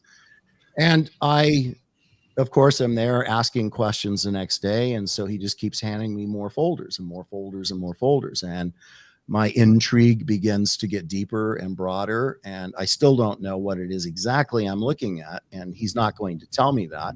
But several months go by, maybe 4 months. So I'm into the second half of my first year in that special access program. And he says, come on, I'm going to take you somewhere today. And I clear my schedule and I go get in a Chrysler K car with him. And we drive to Fort Meade, Maryland. And we drive up to these kind of ramshackle buildings, that are old World War II, look like barracks buildings or something that is like single story. They have, glass asphalt shingles on on the roof, just asphalt, I think, in those days. And they're all cupped up like bologna on a stove kind of thing, paint peeling off everywhere. But giant security screens over all the windows and a big giant steel security door with a combination lock on it. So he goes up and beats on the door and this rotund little woman opens it up, named Jeannie. And she is the receptionist, and he goes, hey, and she goes, hey, doctor, and I come in, and the first thing I notice is there's like this lobby area. It's a big giant open room, like an old barracks building. It was actually a World War II baker's school. So they were training bakers there. So, but it had on the far wall that had no windows where I was looking. If I recall, it was about 10 or 12 feet long, and it was from the halfway point up the wall all the way to the ceiling, and it was a galaxy that was painted on the wall. Now, anybody that's ever been in any kind of a military unit, when you go there are pictures of the things that you do in the military. Like if it's an air defense artillery, it's Nikes and all the other stuff that's there. I don't know what they use now, but if if you're in the armor, it's tanks doing tank stuff. Infantry, it's infantry guys. Now you walk in here and I'm going, holy crap, that's not something you see every day. There's a galaxy painted on the wall with red gaseous clouds going across. Now it got weirder by the second almost. So the doctor peels off to go speak to Fern Gavin, who was the program manager at that time. And I am brought back by Paul Smith, introduces me around. At the time, it was Robin Dahlgren. It was Angela Della Fiora. It was Mel Riley. It was Gabrielle Pettengale, who became my trainer, Paul, of course, and Lynn Buchanan, and Ed Dames. And so when I meet Mel Riley is actually, he's in the smoker's room. I knew it was going to kill him. He died of lung cancer recently, but yeah. He was back there with Angela and Robin. And you remember in those days when you had smokers rooms like that, the smoke was from the ceiling all the way down to about the 4-foot mark. So you had to like part your way to get through there, and then you could see them. And now Robin and Angela had black cloths thrown over these gray steel army desks, and they were tossing down tarot cards, chuckling back and forth, about what they were getting and what they were seeing. And my head was kind of pounding about all of this, because that's just not something you see every day in a military organization. That, right? And I meet Mel, and I can see behind there are lances and tomahawks and dream drums. There's breastplates. There's all this stuff. And he's got a giant deer skin on his desk with a huge tray of beads and these little fine needles. And he's sewing one bead at a time onto, this deer skin. And I'm like thinking to myself again, that's not something you see every day in a military organization either. I met the rest of the group, and then I was taken in to meet Fern. And Fern said, I never forget these words. He goes, well, I'm always impressed that there are young officers that are willing to give everything up to come in here, to come be here. I went, everything. Efficiency reports from 2 general officers. Reports said, destined to wear stars, the first one. The second one, will be chief of staff of our army one day. So when generals write things like that about you, they're usually not just saying it because they think it's fluff. They see something in you. And I thought that's where I was going and what I was going to do. So now I find myself being kind of challenged with, give everything up. Why would I be giving everything up to come here? I don't even know what you do here. And he says, well, what we do here, young man, is we train individuals to transcend space and time, to view persons, places, or things remote in space and time, and to gather and report intelligence information on the same. And we would like you to be one of us. Wow. I just had this kind of chill go up my back, like, you what? Like, you what? And so I said, well, I'll have to think about this. And he goes, that's understandable. So we make the big long trip back again. And then when we get back there, Tony Lackey, the commander of the organization, because I was his token ranger in the activity. I was the only guy that came out of the Ranger Battalion to go be there at that place. And he was livid with this psychologist for taking me there. And this goes on for several days. I mean, the psychologist gets his ass chewed by Lackey. Then Colonel Bob Glass, who's the deputy commander, he chews on him for a while. And then, it goes around for a few days. And then finally I made my decision. I talked with my wife about it. And I said, this stuff that's been happening since I got shot in the head, I think this place might give me some answers to that. Because certainly nobody else is giving me any answers to it. Not even, the good psychologist doctor, whom I assumed when I told him that story would either make an appointment for me at Walter Reed, or he would, prescribe some sort of psychotropic medication or something to make it stop. I didn't know, but it was out of control, and it could happen, several times a week. And it made for, not so restful sleep, because after it happened, there was a great deal of like, holy crap, trying to piece it all back together again and journal about it and things. So I thought this might be a solution for me. So I went to Colonel Lackey, because we ran in to work every day. It was like 6 miles, and we would run and talk. And I said, sir, I know you're going to be disappointed in me for this, but I'm going to go to this unit. And I want to go as soon as you'll release me. I would like to go. I didn't share with him the why, but what he said to me is, if you do this, your career is going to be over. He said, that is nothing but an organization of misfits and ne'er-do-wells. And once you're there, you will be tainted for the rest of your career, and nobody will ever want you or trust you to be in the kinds of assignments and jobs you've been before. That stigma will just be over you like a dark cloud for the rest of your career. Wow. And, so I took that in, and then I came back to him later that day, and, after lunch, and I said, sir, I understand everything you said, but I want to go. I really do. So how hard was that decision to make? Well, it was really difficult, but I also wasn't necessarily understanding fully what the organization was. I didn't know what the protocol was going to be, what might happen, et cetera, et cetera. I really didn't know. And I wasn't really sure that he knew. And, and the psychologist was not negative toward it. He just said it's been, it's a very unusual, controversial intelligence collection methodology, but it's been around since SRI was given the sole source contract to the CIA to study it and develop it and start to get that moving along. And then it was by 78, 79, it was adopted by DIA, Directorate of Technology and Science. And then it had been in existence as an intel collection methodology. And it was for decades, and it still is to this day. They didn't do away with it because I wrote a book. They just shut that cell down. And I know that because several of the people that were in that cell have never resurfaced somewhere. So that means that they're still in there, still doing it somewhere, or they're teaching it, or they're running it, or managing it somewhere. Who knows? They just never popped up.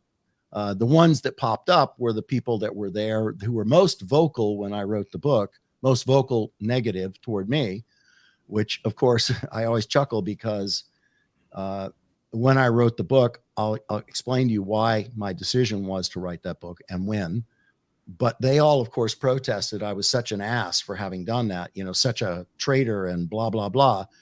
But of course, now they've all written their books. Every single one of them.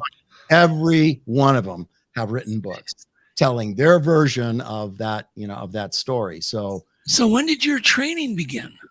Immediately. Immediately. Well, not immediately. It took a couple of weeks, and I'll explain to you why. One of the things that they do is they brought me in, and Fern said, okay, check it out. He goes, see this file save here? He goes, 4 drawers down. He goes, you're going to start. He pulls up the first file. He goes, start it with this file, read it. Go all the way to the back of this drawer, then go to the front of the drawer below it. And when you get to the last file on the bottom drawer, we will start your training.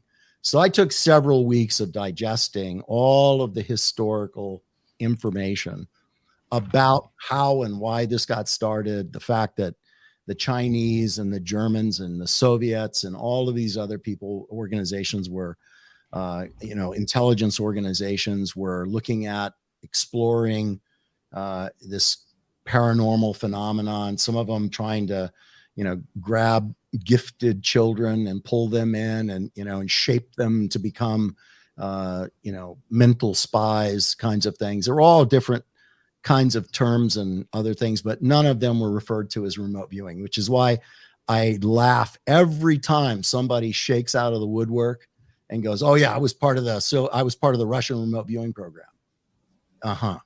Well, they didn't have a remote viewing program and they didn't call it remote viewing. So, or I was part of the Chinese. I know about the Chinese remote. Well, the Chinese didn't have a remote viewing program.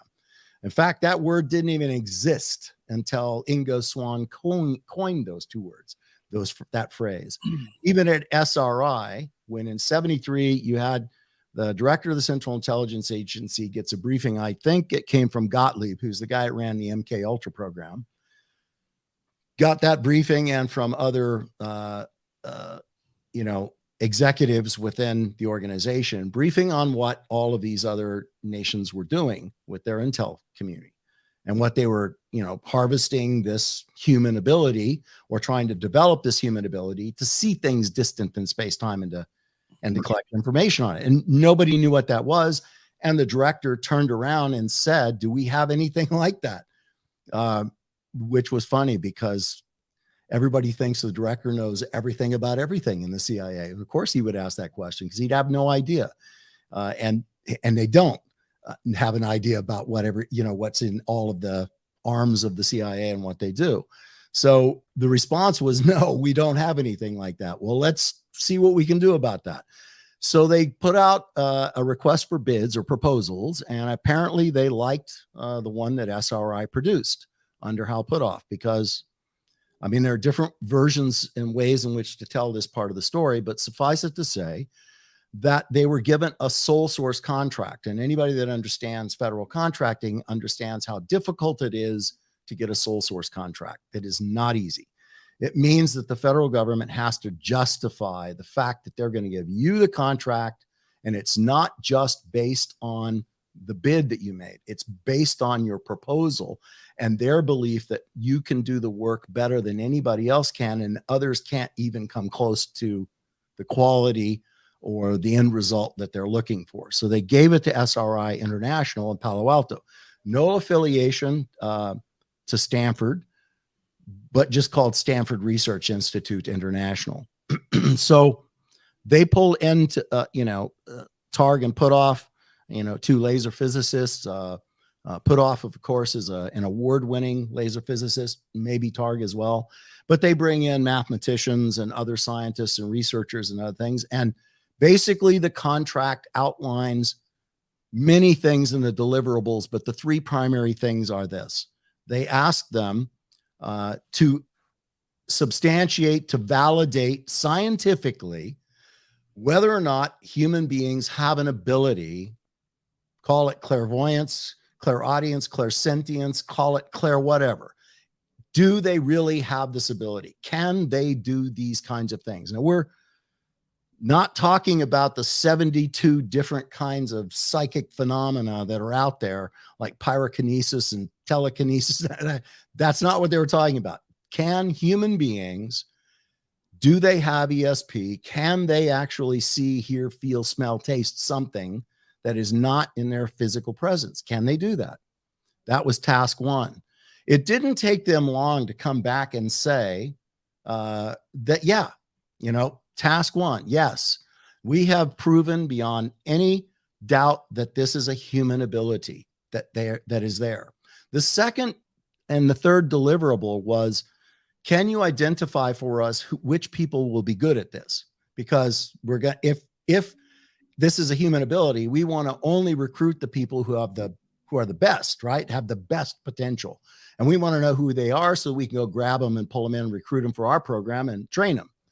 And then the third thing was the training word there. Can you replicate this? Meaning, can you develop a protocol, a system, a step-by-step guide where we can actually build a manual and teach these people to do this? So deliverable number 2 there were many other deliverables, as I said, but these 3 primaries. So that came back, and I love this answer because it is true. They came back and told the CIA that this is not an ability unique to any set of individuals. This is an ability inherent to every human being. This potential you are born with. You come into this life with this potential. Now, whether that potential is nurtured and developed and built upon, or whether it becomes buried, by the legions of the status quo, and it becomes something that you can no longer recognize, or you're no longer aware of it, you just basically stop listening. You stop looking and you stop listening, which happens to us, right? Because we are institutionally trained to not allow that to develop in us. We are told it is false, or that it was evil, right? That it's of the devil or something else. You name it, the spectrum. The legions of the status quo within humanity have never really embraced that as something that should be developed. Some places, yes, but not all. Don't mean to speak in generic terms there, but so that was a powerful discovery, I thought, and a tremendous statement by SRI and the leaders of that research project. And so basically you were convinced this is a real. No, I was not convinced at all. Oh, you still, okay. The third deliverable was, can you replicate this? Okay, that's where it really got bad, because these guys are not educators. They're scientists. They're physicists, researchers, mathematicians, right? They're not educators, and they're certainly not military trainers. So the idea that they understood how to build a training manual and train people to do this in the same kind of system over and over again was dismally, pointlessly missed. They just did not have that ability. This task kind of fell to Ingo Swann, who was one of the test subjects there, kind of working with, consulting, advising, but a test subject, because Ingo had already developed a thing that he called remote viewing. And so he had a protocol, a 6-stage protocol, do this, do this, do this. And he had all of these systems in place that were already there. So Ingo Swann was really the father of this, not SRI. SRI were doing this kind of a loose kind of based like the things that I read, right? They were doing like monitored sessions. They were using latitude and longitude. They were doing a lot of things that were ultimately scrutinized by auditors, scientific auditors that the CIA brought in. And they did that because the CIA's always, their big rule is always keep somebody between you and the problem. And they knew that the fact that these guys came forward and said, we have absolutely scientifically proven that this is a human ability. So the CIA went, that's awesome. And then they went and hired 2 different auditing companies to go in, and they said, go check out their science, check out what they're doing, and come tell us whether or not it's valid, whether it checks out, because they wanted to be able to say, yes, we didn't just take it on face value. We had it audited. So the auditors came back and pointed out a number of different things. They said, look, it's good science and they're doing a good job, but there are some things they should change. This use of the monitor. The monitor is leading the viewer. Even if they don't want to lead the viewer, they're still leading the viewer. They're asking the kinds of questions that, the viewer, who in Pat Price's case, and even some of the other early ones, were just kind of like, sitting in a chair in sort of a relaxed semi-trance state, probably, an alpha brainwave state. And the monitor is leading them around. Well, go over here, go down those stairs, go back up here. Is there a door there? What's on the other side of the door? That kind of stuff. So just the fact that you're saying stairs and door that's leading the viewer, and you can't do stuff like that. Not today. It is not done like that, at least how I teach it or how I expect my students to be able to perform. And they also said, stop using latitude and longitude. Don't use grid Mercator, right? Don't use a grid Mercator system or latitude and longitude, because these people are not stupid. And if you first of all, they know, just based on what the target arrays have been and what the feedback has been, they know that they're going to be sending outbounders out to these different places around Stanford. So if you're in that area, it's not a stretch to start to recognize latitude and longitude and go, oh, we're back in the same spot again, or in the same vicinity. And then you start describing Spanish style buildings with red tile roofs and things like that. And it's right. It's not pure viewing. It's now people piecing things together, because a viewer, a human being cannot ever cut out analytical overlay completely. It is always there.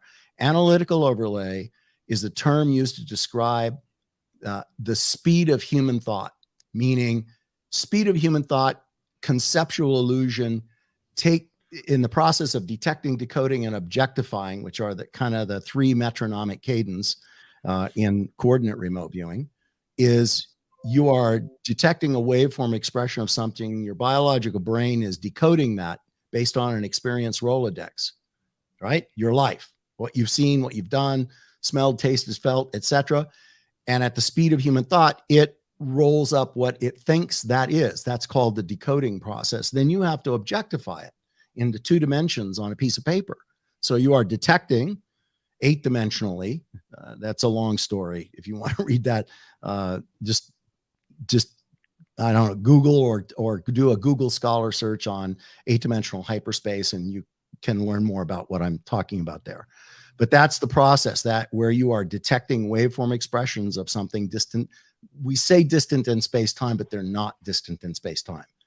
And that gets in next time I'm on. We'll just talk about the physics of how this works, and that will be clearer to you when I do that. So the detecting, decoding, and objectifying, this decoding part happens at the speed of human thought, as I said, which according to Targ and Elizabeth Rauscher, both PhDs, they say that it's faster than the cosmological constant of the speed of light. Both have published widely on that, individually and collectively. So that's there if you want to look for that as well. So this means then that cutting a monitor out of the process is when you know you've actually got this and you're not going to trust your remote viewing session to what a monitor does. And you can't have lat long or grid Mercator coordinates. You have to have randomly assigned numbers representative of the concept of the target in the mind of the individual assigning those numbers, those random numbers. I know that makes no sense to the listeners right now. It's not really intended to. There has to be a lengthy explanation for that, which we can get into at some other time. So you asked me the question is, as I'm going through this learning process, was I satisfied or did I accept it as real? No, I did not, for a number of reasons. First of all, it had been in existence now for a good almost 10 years. Almost 10 years. And they still had no manual. I said, is there a training manual? Because in the Army, everything. There's a manual.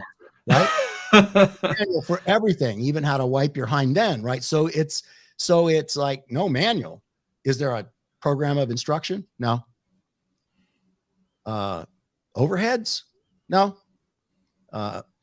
Training outline? No. Not even a PowerPoint. Really? I'm like, really? So I'm just at the beck and call of whoever's standing in front of me to teach me based on what? Like what they can remember or, what it was for them. Fortunately, I had Gabrielle Pettengale. Not one other person in that organization was my trainer, despite the fact that some of them have stepped up and said, oh yeah, I trained Dave Morehouse. Bull, you did not. Never saw your mug and standing in front of me. Okay. Mel Riley did work with me on some things, but he was not my primary trainer. That was Gabrielle Pettengale. She's deceased now. And when it came to some of the science part of it, the only person in that place other than me that could actually talk to that kind of thing was Ed Dames, who was an astronomer, spoke fluent Mandarin Chinese. He was a scientist. He had taken a lot of physics in school. Both of his sons are graduated with degrees in physics.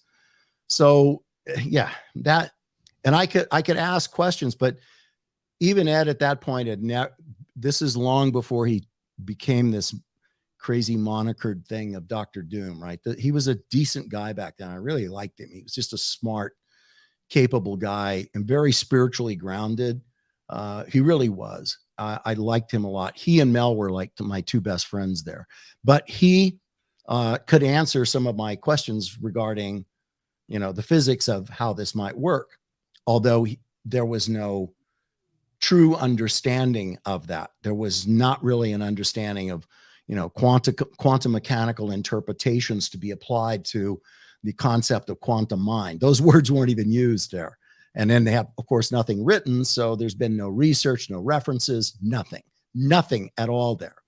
So that was a frustrating thing, but Gabrielle was good. And so as she trained me, I questioned everything that I was doing. I would not accept anything as, oh, well, look how good I did. No. At first you're taught to take the coordinates and respond with an ideogram. So here's a quick question. Yeah. Did they do little psychic tests on you to see whether you had any natural talent? No, because remember, everyone has the ability. I realize that. The only requirement is that you have, is that you are a seeker. That's the only requirement. This being a seeker, meaning, okay, I'll try this. Yeah. Not someone who, if you're really looking at how does the human population, divide up in terms of who might want to do this and who wouldn't, and, who will, CNN did a poll back in the really early 80s. They asked this question of, I think about 2,000 respondents. They asked them, how many of you believe in something beyond the physical? They didn't say God or anything else. They just said, how many believe something beyond the physical? 98% of the people said, I believe that there's something beyond the physical. 2% said nothing beyond the physical. Okay. The truth there is both are beliefs, because neither one can prove the existence of one or the other, right? Not. Uh, but that 2% is extraordinarily vocal and negative and loves to attack anybody in the 98% who steps out of line. And unfortunately, part of the people in the 98% get stupid and boisterous about what they claim they can do. And those guys are lurking out there to, hit you with a harpoon in your chest. But where I'm confused, David, Mm-hmm. didn't they do anything to try to filter, are you a good candidate so they don't waste their time trying to teach you this? Nothing. So well, I think that they assume that, in their interviews that they're looking for, some degree of intellect, but mostly what they're looking for is what your experience with anything. Do you think you were secretly groomed for this though? No. You don't. Dave, do you think it was because of your stellar record and then the fact that you had this experience? So, we have a reliable person that, like you said, showed some intellect, some drive, and then you were also obviously driven to find answers because you were having these experiences. It's an excellent observation and question. And I've asked myself this many times. I mean, I ended up being the only combat arms officer ever to walk through the door of that place. Wow. Ever. There was never a combat arms officer, particularly a special operations officer, a ranger company commander. Never before. Nobody like that. Nobody. All the rest of those people came out of the intel world. They were either, photo image interpreters like Mel Riley, or they were, I think that Paul Smith is a 36, meaning like a tactical, enemy order of battle, guy, keeps the charts updated so the commander knows what he's fighting. Ed Dames was a signals interpreter, linguist, that kind of thing. Lynn Buchanan was an IT guy. Gabrielle, I don't know what she did. But it was, again, intel related. Angela and Robin were both intel analysts in the DIA. And so they were all there. And then there's me, and I'm like, truly, because to them, I just must have seen like this knuckle dragging, gorilla in the place. And I kind of like to wear that, kind of persona. Because, when you're around people like that you just want to freak them out, so you want them to think that you might just jump on them or something and bite their ear off. I mean, you're just kidding, right? But there's some benefit to that, right? Joking. So they did not have any tests like that. No. Okay. I want you to continue your story, but I want to interject a couple of questions. Okay. One, is this program still going on that you know of? Yeah. It is. Okay. Well, I say that I'm certain that it is because I know that I still have friends all over the Army and especially the work that I did starting in 2005 when I stopped teaching remote viewing, and I was a part owner and vice president of operations in a company that trained soldiers, sailors, airmen, and Marines to go to combat. We trained them in trauma medicine, tactical combat casualty care, it was called. And so in doing that, I met even more folks. And so anytime anybody stumbles upon something that's being written that talks about remote viewing in the military, they shoot me a copy of it. And so there have been a number of master's theses that have been written in the in like Command and General Staff College, the Naval War College, or the Navy equivalent to Command and General Staff College. And there have been a lot of young intel officers writing about remote viewing and its applications on the battlefield. And that didn't come out of reading Psychic Warrior. This is what they were talking about is far more current. And so it's still out there. They would not have shut down a project that had been in existence for 25 years just because I wrote a book. They would not have done.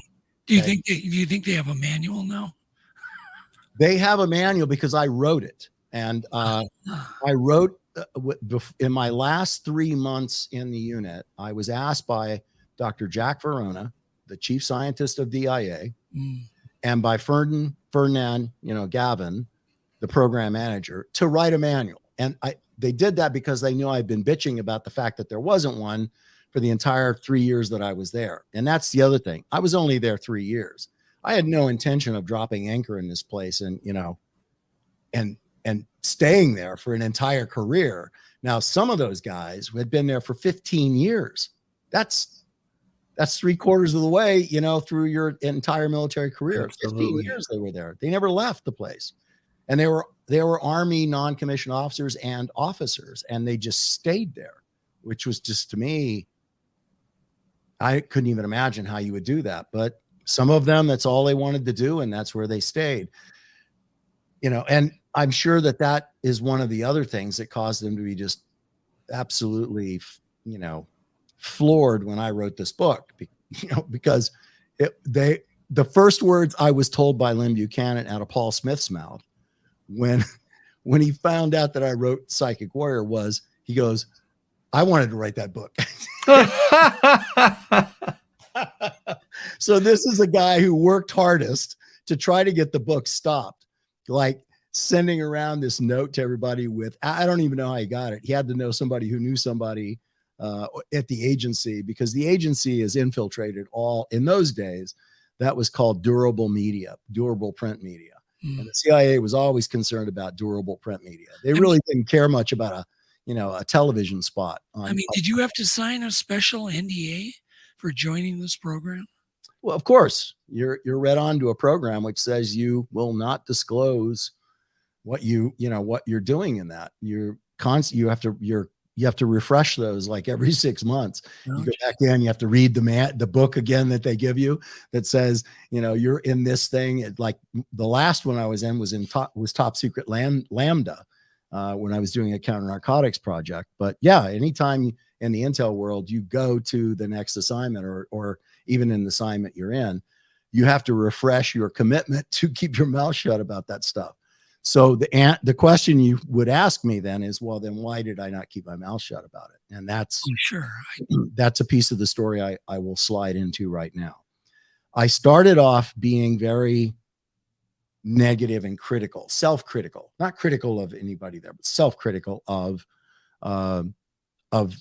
what I was doing or what they were telling me to do. And they just didn't have a good way of explaining things. As I said to you, you start off learning to take the coordinates and respond with an ideogram, an autonomic response across the paper, and then how to decode the ideogram.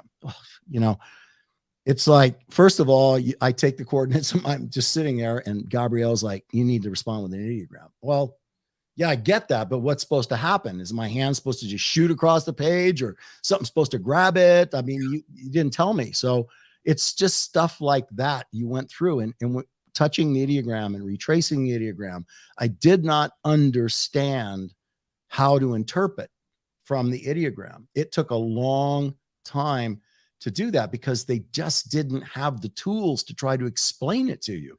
It was really quite awkward. And for somebody that thinks from a logical perspective, it was like, what? And then your trainer would, of course, always try to talk you up and go, "Well, look how well you did." And I just look at it and go, "It's a line, it's a line." And you're telling me probe it. So, okay, I probed it, but I don't know what you're asking me. I can't tell whether it's natural or man-made. How am I supposed to know that? Or how can I tell if it's a land-water interface, mountain structure, or a life form? You kidding me? How am I supposed to know that?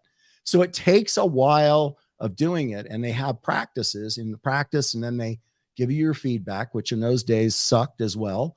You had photocopies of photocopies of photocopies. And so there weren't color. There wasn't anything. I mean, you could basically make out, you could see that it was the Dome of the Rock, because it said Dome of the Rock on the bottom. It really looked like just a big ink splot on there as the old, photocopying machine. I'm curious, David, when did you get your first success, where you went, "Holy crap, this stuff works"? About 8 weeks in. Yeah, about 8 weeks in. Okay. So about 8 weeks in, I started to go, wow, yeah. And then as it got further, you get to the point where as you're moving through the stages, and you understand the way I teach it now, because they didn't then, is that stage one is the narrowest opening of the aperture. It's like looking through a peephole, in a door. And then each stage ratchets open the aperture until you get to stage 6, where the aperture is open to its widest point for the viewer. So you have to understand that, but it was never articulated because they didn't understand how to teach it that way. So as you get to this point, you get to a place, usually about stage 3, where you're just going, that's too much information. I couldn't, even if I sat down and tried to make it up, I couldn't make that up. I couldn't come up with that much information about a target. And then you see the target, and then you get to the point where you're now going, okay, now it's connecting for you.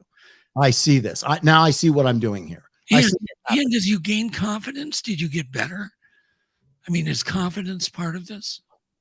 Well, sure. Not so much confidence as understanding. Okay. You need to understand what you're being asked to do, and you need to understand and trust the process, and you need to understand everything that there is to learn in coordinate remote viewing, because there's a self-correcting aspect to it. It's a very deliberate protocol. It's a dogma. It has, if this happens, then you do that. If that happens, you do this, and back and forth. There are tools for everything that can happen or anything that stops happening. There are ways to re-engage and go back and do it again.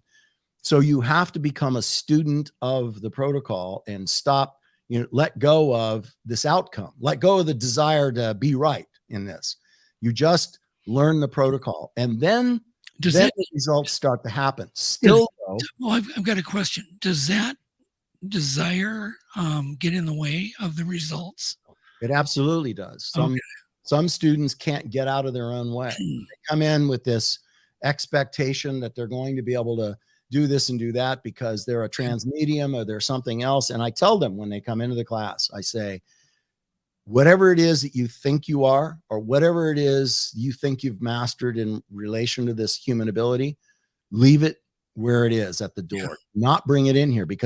And I tell them this within the first 10 minutes of class, because you have to introduce yourself. And if you're on a Zoom class, or even if it was a live class, when we were doing those, you could have like 60 people in the class or 100 people in the class. And you'll get these people that start to try to give their sales pitch for what they do as a psychic or as a transmedium or some other thing. And it's kind of like, don't do that, because here's what's going to happen. You're going to build yourself up as being this, invincible, perfect, gifted psychic. And then you're going to do a few remote viewing sessions here. And you're going to have to sit in a small group and share your session with your small group and a small group leader. And then I'm going to do the grand summary where I go through, highlights of what everybody did in all of the small groups and show like the stuff gets scanned and goes up into the, for people to see it on the Zoom call. And then you're going to get your feedback. You're going to get a feedback video, which is like a 25-minute video, which shows everything that we can with the video, aerial shots, etc., and it up close and personal with stuff. And then you get written feedback. So people are going to see really quickly that you aren't everything that you said you were, because it doesn't happen that way. And I'll explain why. You see, you're learning something completely new. And because you're learning something completely new, if you expect to step in with the lens that you use for something else, to use that lens in this protocol, you'll fail, because that's not how this protocol was intended to be used. This is not a subjective process. This is a very objective process. This is a dogma, a military system of intelligence collection. It is not whatever feels good. It's not designed to be a narrative or something like that. It's supposed to be very careful development of information following the protocol that is then measured and evaluated in the feedback. So in the feedback, you're given 100, 150, sometimes 200, 250 quantifiable attributes, say, meaning things that should be perceivable in this target site. So not only do you get the written and the video and those things, but you get quantifiable attributes. Now you can go through there and go, oh, I got that. I got that. I got that. I got that. I got that. So then you can say, okay, well, in this target, I was 32% accurate, or I was, 64% accurate, or I was 78. It doesn't matter to me. I don't care what your content is when you're learning. I care, are you learning the structure? The structure is the critical thing in learning coordinate remote viewing. So if you can put aside your belief in what you think you can do and just listen, learn, understand, ask questions, and then you'll have 6 different chances to do that as a remote viewer in a class, well, with me anyway. Right. So, and I always teach my students the 3 rules of remote viewing. The first rule is that remote viewing is not 100% accurate. It never has been, and it never will be. So anybody who stands up to you and says that they are and they can and they're always right in this, they're liars, okay? It's not 100% accurate. So don't ever say that it is. Second rule is you never trust the results of a single remote viewer operating independently of other remote viewers. That is true. It is always more of us. A team of us is effective. One person, why? Revert to rule number 1. It's not 100% accurate. So if you're putting all of your eggs in what one person does, it's a stupid thing to do. So it just cross-reference the results. Precisely. There has to be correlation in the results. You have to be able to look at it and go, oh, out of 10 viewers, 8 got this, right? That's what you're looking at. And 8 got this how many more times throughout the sessions? And the third rule is that remote viewing is not a standalone endeavor. It's not intended to be used by itself. So if you're going to use it as a law enforcement investigative tool, it has to be used with law enforcement investigators. And it's a whole different setup of doing this. The protocol can be slightly changed. Categories of data can be modified to fit what the needs of the law enforcement group are. Now, I have done this 3 times, and that's a story I can tell at some point, but probably not tonight. It'll divert us from where we're doing here. I want to just get to and I hate to interrupt, but just one question, because you said when you first got aboard the program, it took you 8 weeks to kind of get your first success. And it sounds like obviously when you came aboard, there was no training manual. Everyone was trying to still figure this stuff out. Now with the protocol that's been put in place, how quickly could you replicate that first success you had with a willing student? I mean, is the training that's really? The question. Here's what I say to people now, and I tell this to all my students. I say, and I mean this absolutely, that call it morphic resonance, hunter monkey effect. I don't know. Call it what you will. But students now, if trained to the same standard that I was trained, it's 6 days to learn how to do it. So students are learning it faster, and they're learning it better, and they are performing as remote viewers better than any of us ever did in the remote viewing unit. Now, those who like to stand up and beat their chest about viewer number 1 or viewer this or that, I was this guy. Yeah. Well, viewers now they produce far higher volumes of data than any of us ever did, including myself. Jeez. They're far better than we ever were. So I try to get my former colleagues to shut up and stop beating your horn about how great you were. Because if you had been there 15 years, you should be able to like rub your temples and tell us whether or not Putin's shoes are tied. So, but they can't. So those things we just have to understand. And in the performance cycle for human beings, it's no different than anything else. In a class in 6 days, you'll see viewers go up and down. You'll see some start off up and go down, come back up again. It's just cycles. It's performance cycles, human performance cycle, like anything else that you do in this life. I don't care if it's just an evaluation of your, driving to your place of work every day. I have a Lexus and it's got this little app on it and it gives me a critique of my driving. It's never the same. If I'm going to the same place, I just go into the gym, this app, I can look at it and I go, well, I didn't do that. It's like you turned a corner too hard. You stepped on the gas, you brake too hard. It's like, damn, this thing is critical. So but it's measuring my performance and it's never the same. So once you start to get understanding of the protocol, it wasn't that I didn't believe that I was doing, it's that I didn't understand what I was doing. So I didn't trust the results, and I didn't want to have a trainer, try to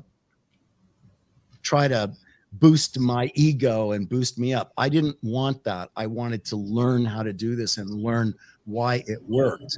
And it took me some time to get that to that place. And it did. It completely changed how I saw my life and my role in this life. It completely transformed me because I know the CNN.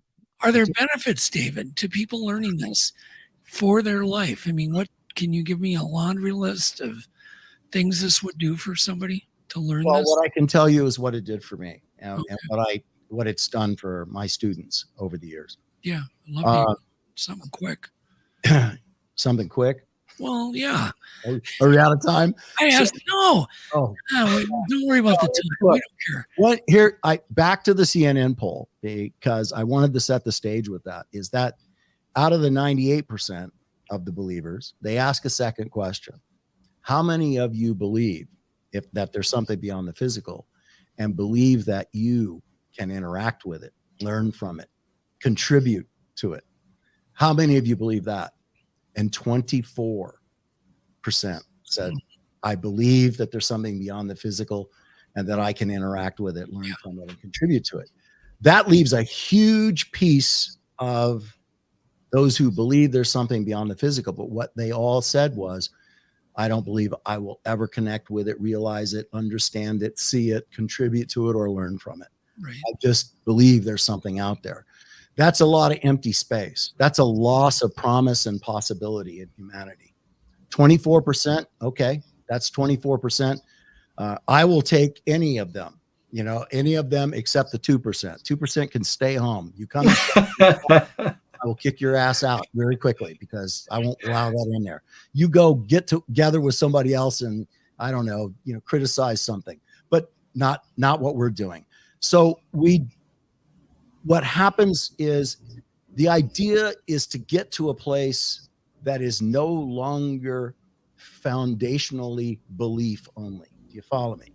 So we walk this life believing, hoping, this great mystery of, are we part of something bigger and greater than ourselves? Are we truly eternal, omnipotent, omniscient, omnipresent? Are we all those things? Or is that just something that we assign to a deity somewhere that is those things?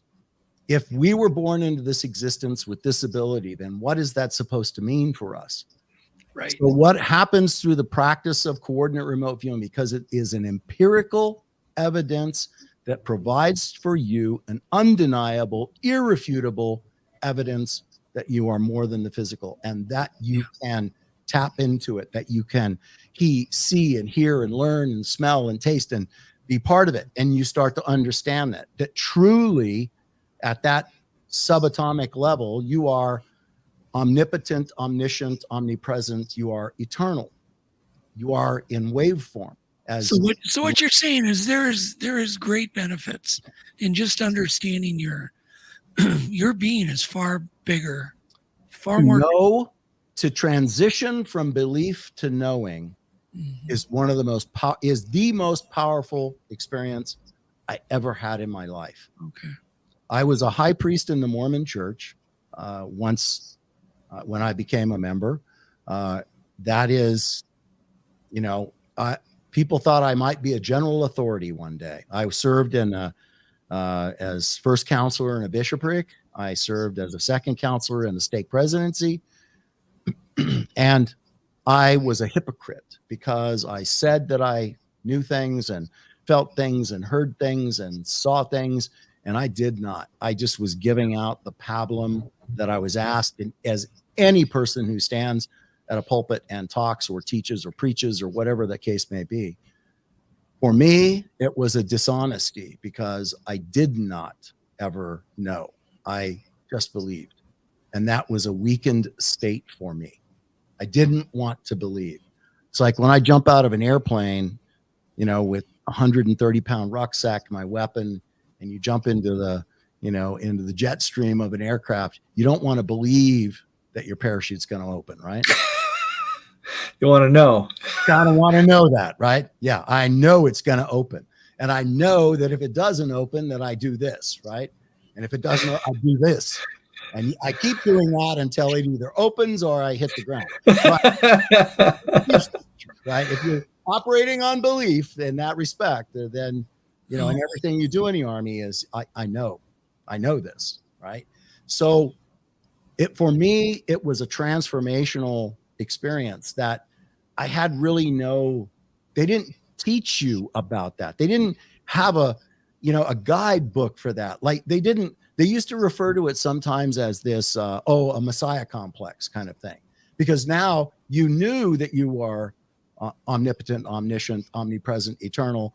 You knew it, but you didn't know what to do with that or how to live with that or what that meant. And so you started to get stupid about stuff. You started to do things and that you shouldn't be doing. And by that, I meant I came out of the remote viewing program, went into one other very, very classified program.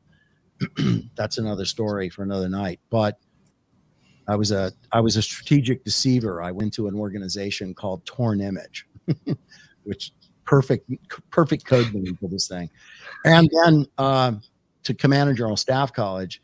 And I just, you just got this feeling because you felt like you knew things that nobody else knew, and you would experience things that nobody else had ever, they hadn't experienced it. So you start to think that you're not better, but you begin to think that you have all the pieces of the puzzle and they don't. And you're very guarded about sharing what you did with them because you could get scoffed at for that. But I became very intolerant of senior officers who I started to think were, liars or exaggerators or didn't really understand what they were doing. I hated leaders that didn't know how to tell you what they wanted. They only knew how to tell you what they didn't want when they saw it, kind of thing. So you have a staff working for, 16 hours and then you have a general go, no, I don't want that. Oh, okay. Well, maybe you should just tell us what you want. Kind of thing. Well, I got in a pissing contest with the commanding general of the 82nd Airborne Division. And that's not healthy. That's not healthy. And I worked with the chief of staff, Kervori, to blow the whistle on this cretin because he, as a lieutenant colonel, was responsible for changing a scheme of maneuver on a live fire maneuver range that ended up getting a sergeant killed. And because in the 82nd, sometimes there's a lot of cronyism that goes on there. And so somebody knew him and liked him, and he was their pet project. So he didn't get relieved for killing this guy, but he was the guy that went in and changed the scheme of maneuver as a battalion commander. He told the company commander, no, going to do it this way. And then he gets the guy killed. Then he comes back as a 2-star, and I swear to you, not making this up. Same range. He goes in, and I don't know what this lunatic was doing or not, whether he thought, oh, well, I'll prove I was right the first time 10 years ago. He directs the same scheme of maneuver, and another guy gets killed at exactly the same spot.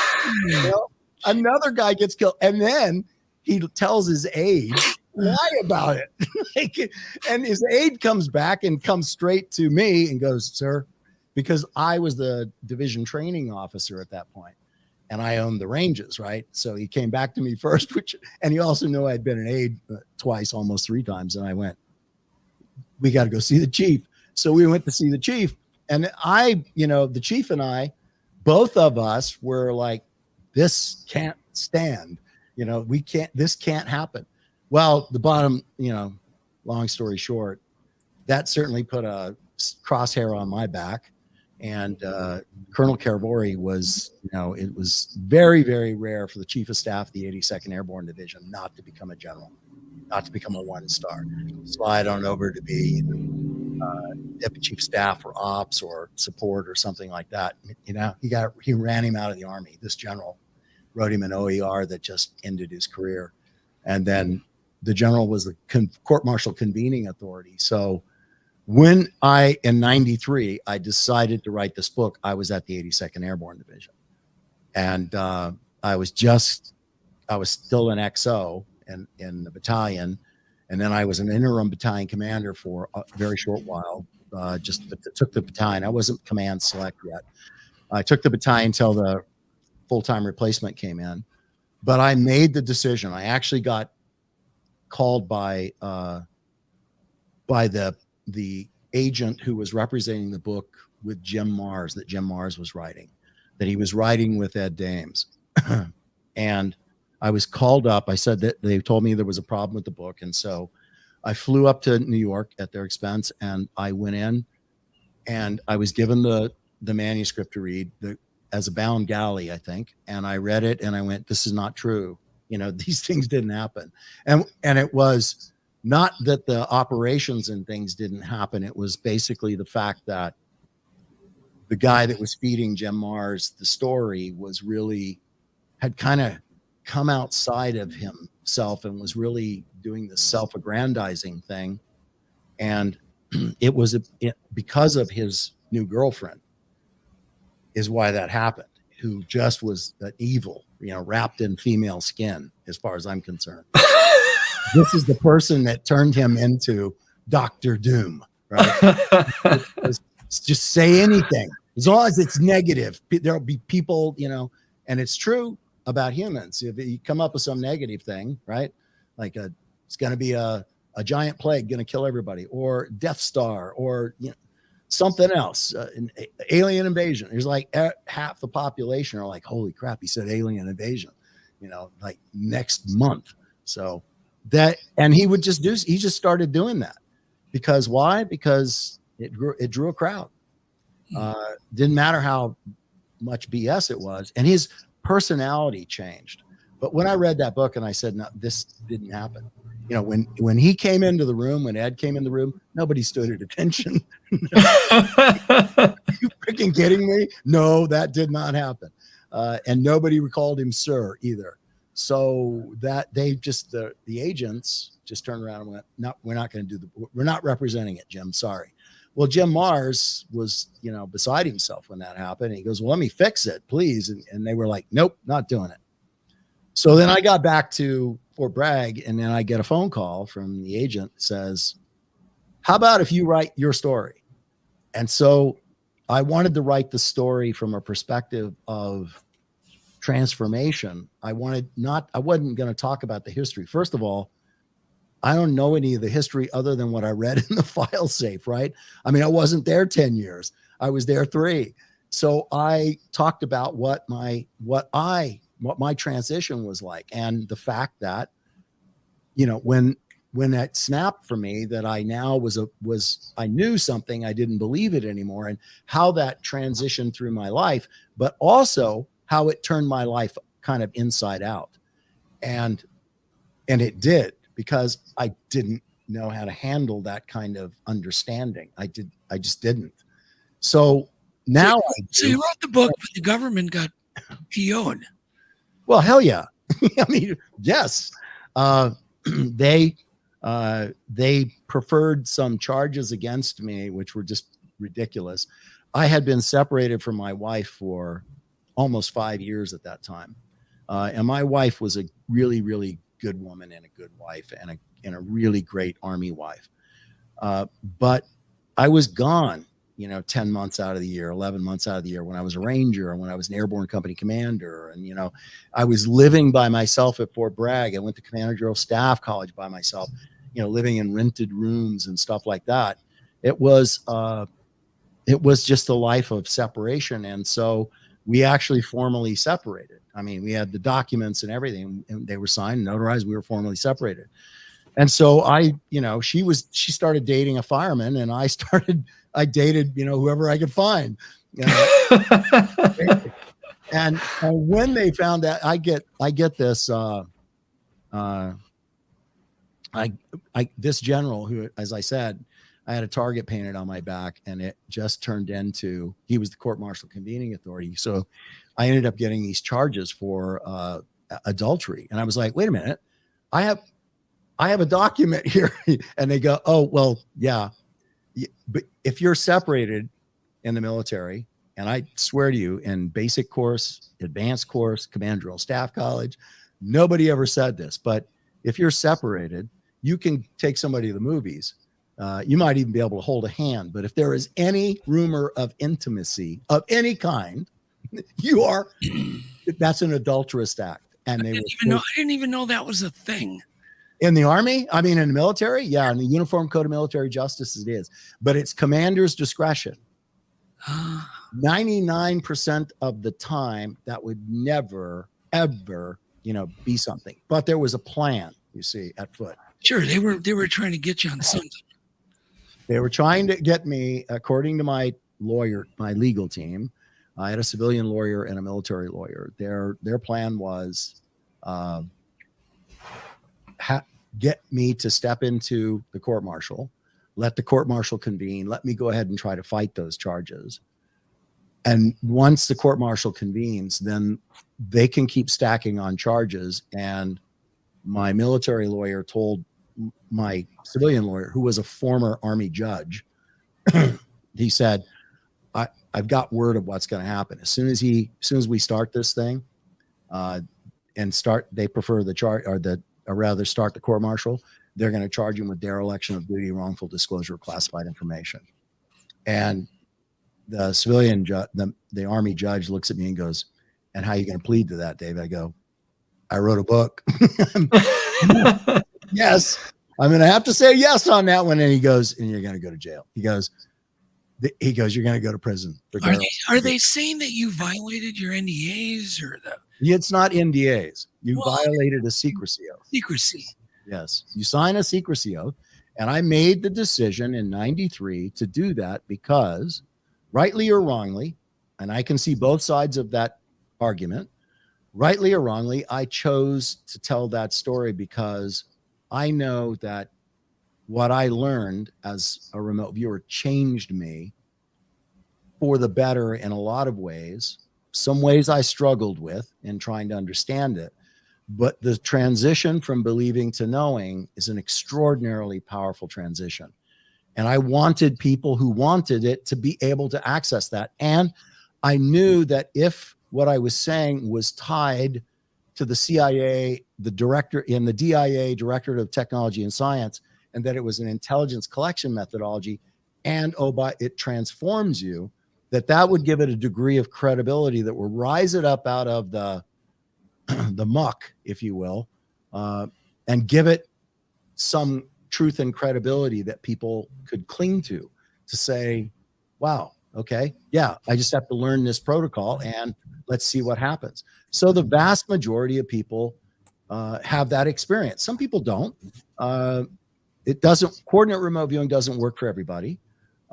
It doesn't work for everybody in terms of just, do they like it or not? No, because it is very rules driven. It's a dogma, a protocol. And a lot of people are like, God, really? I got to do that and that and that and that and all of that and make all these pages and sketches and then a summary. And oh my God, I saw one woman on the book that I wrote, which was the manual, right? Which is called Remote Viewing, the Complete User's Guide to Coordinate Remote Viewing.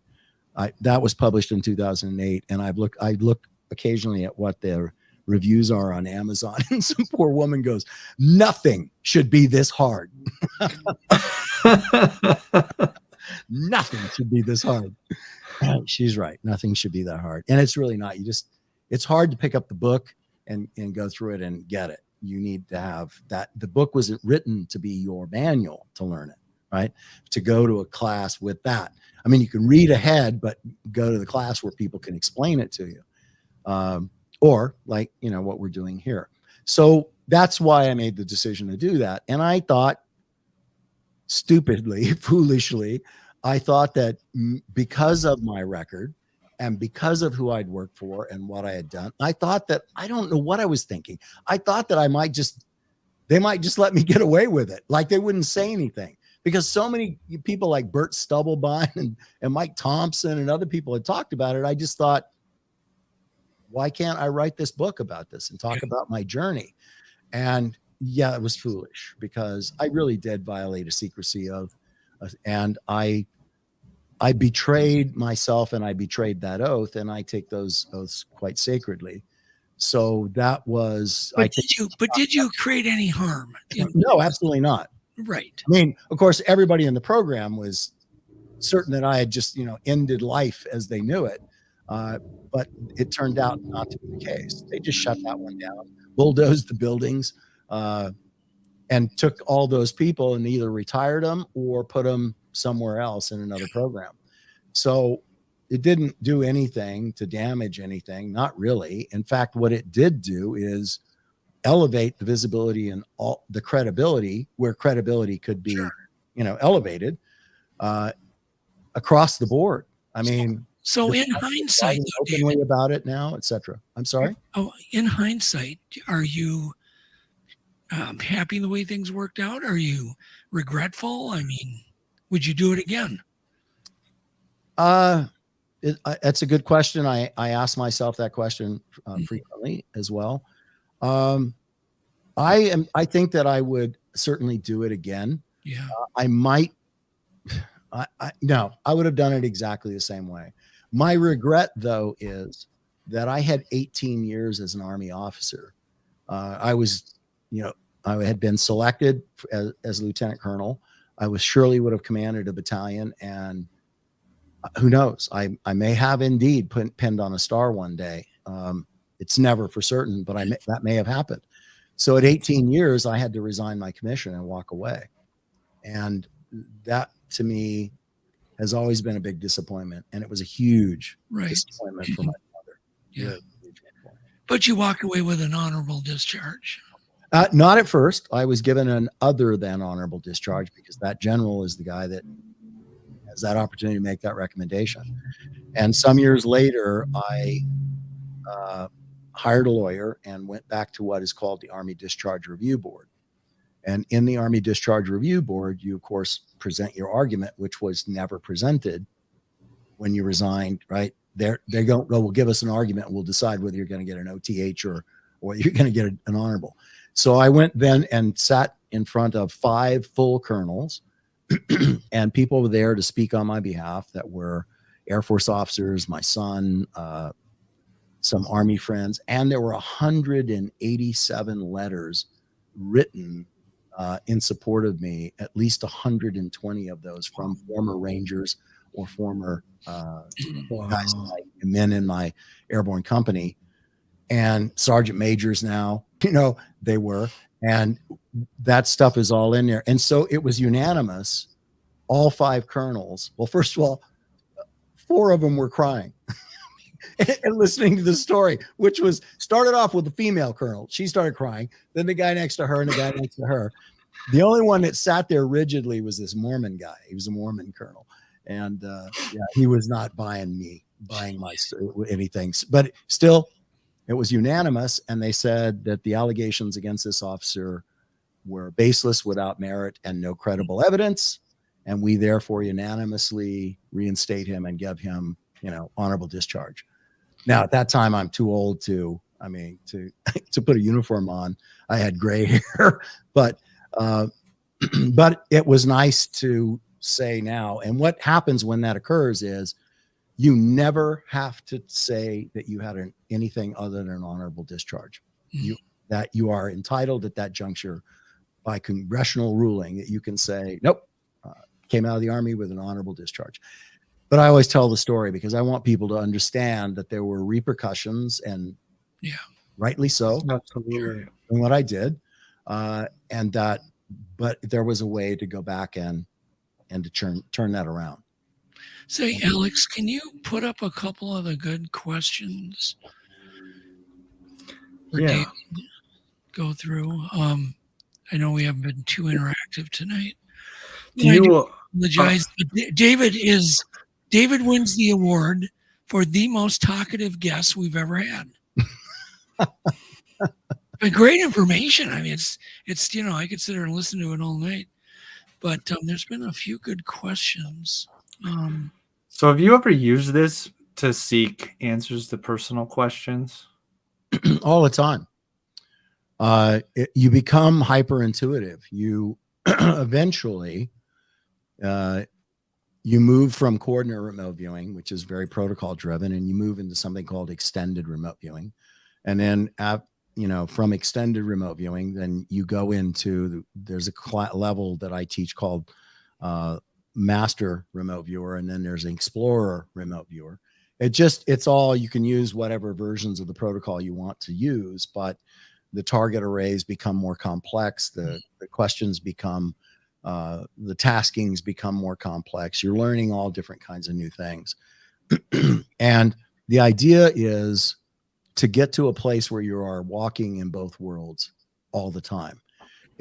You'll get to the place where it's no longer about connecting, that I'm going to go connect and do a coordinate remote viewing session, or that I'm even going to do an extended remote viewing session. You're walking literally in the physical and the non-physical all the time. Wow. You always are. You are right now. You just don't realize it. The point is to get to the place where you recognize that. So what you're saying though is that you don't need to do a session in many cases to remote view. Correct? That's right. I mean, you can sense, you can feel, you're using all of these various modalities of perception that you have used, not anecdotally, you have used with empirical evidence of the value of them and the accuracies of them and the cycles of accuracy with them to get to the place where you start to understand what to trust and what you're feeling and what you're sensing without having to actually sit down and really think about it. And that's what I kind of mean by just being hyper intuitive, hyper aware, hypersensitive to things. And it becomes part of how you live your life. It doesn't mean you can't sit down and do something deliberate, but you also learn things like thought incubation, which is a really powerful tool for people to use at night. I mean, every night you go to sleep, you're going to go from gamma to beta to alpha to theta, right, to delta.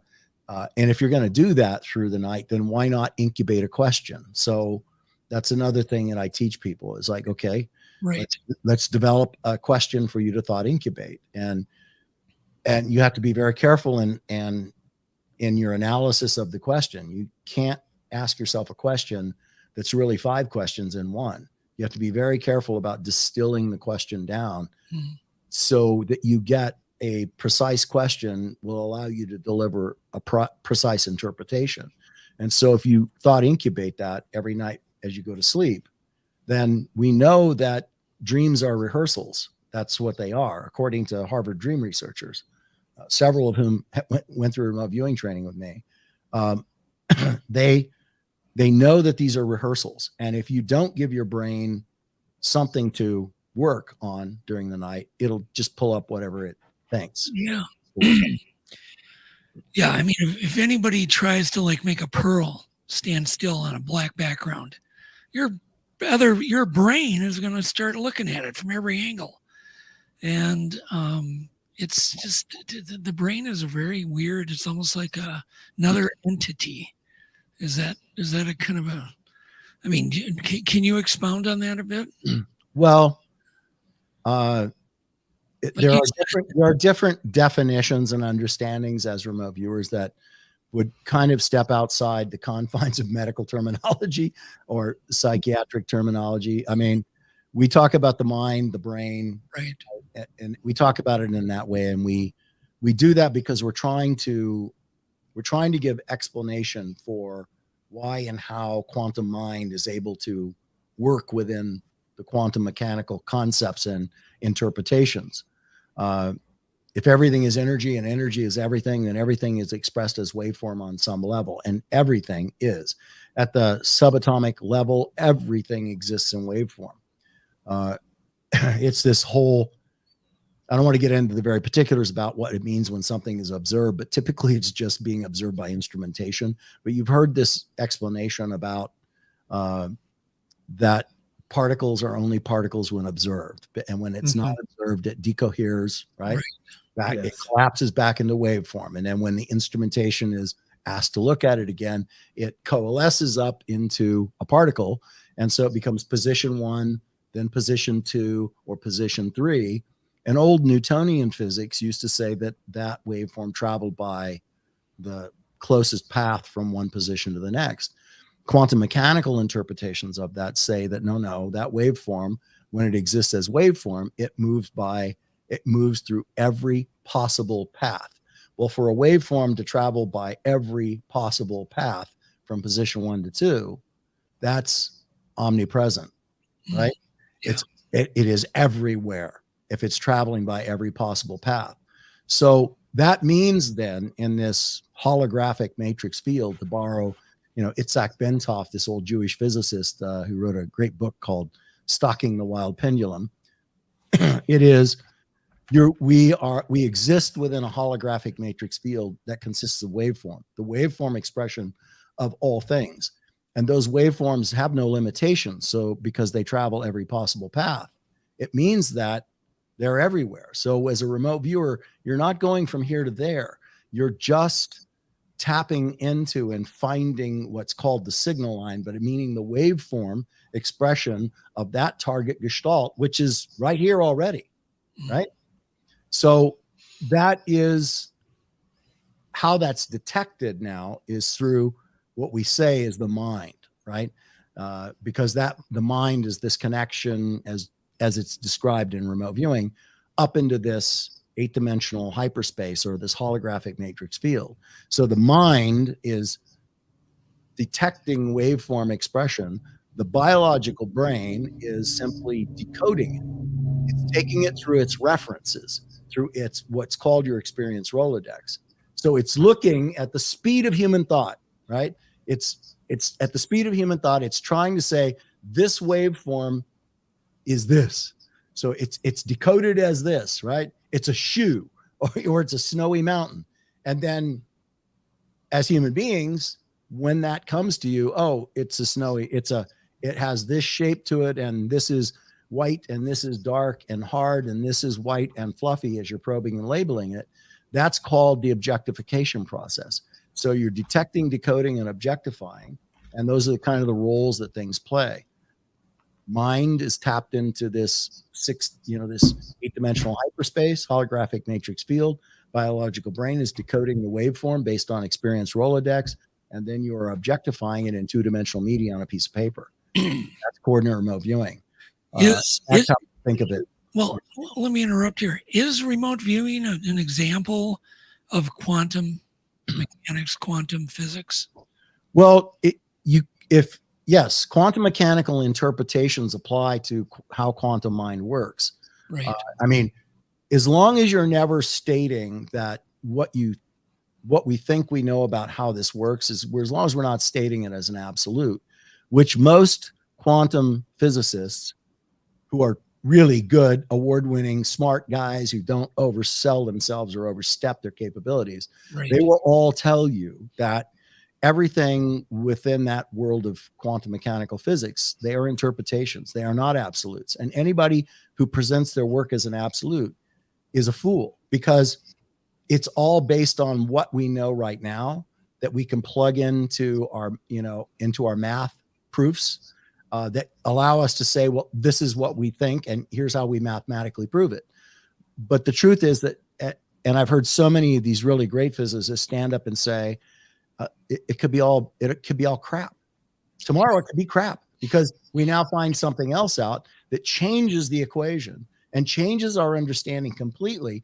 And that whole idea that we have been throwing out there, gone now. Yeah. Now we're on to the next idea. So it's as long as you understand that quantum mechanical physics interpretations operate in that realm as interpretations, that we think we know what we know because this is what we know right now.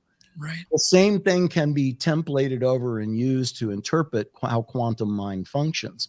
There are applications and understandings out of quantum mechanical physics that help us understand, like I just shared with you, with this waveform expression of things, And there have been many physicists like Itzhak Bentov and Paul Dirac and others who have used those interpretations and presented them simply as interpretations. And I think that it's fair and credible to do it that way, recognizing that you're never presenting something or an understanding of how quantum mind functions as an absolute. You can't do that. It's an interpretation, and it could change tomorrow. I don't know where we're going to go with this in 100 years or 200 years. I would hope that human beings continue to develop it, embrace it. And, my idea is if you start training children to be capable of doing this and raising them up, and they become the leaders and teachers and, of our world, how different might it be?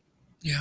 If, everything is not just driven by greed and have more than somebody else or have power and dominion over somebody else. What if, we started, again, I go back to what I said in the first hour. There's a reason we were given these gifts. There's a reason that they're given them to us. We're supposed to be using them and we don't. So how different might this world be if we were? And if you believe in a creator, or whether you believe we came from another race, another planet, doesn't matter to me.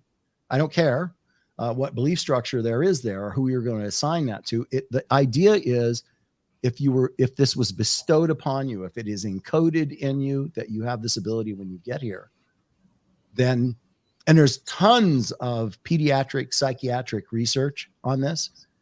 And if you look that up and if you have LexisNexis or access to, university research papers. If not, go to Google Scholar. That's a great third level you could do it and just start looking in pediatric psychiatry dealing with ESP or children's recollections of a previous life or meaning a pre-existence before they came here. All that stuff is there, and there's a tremendous amount of literature supporting it. Primarily started in Scandinavia, but it got really popular in Canada as well and other places. And it's been studied here in the US as well. And it's a great understanding that children come into this existence and under the right conditions, being asked the right kinds of questions by these researchers.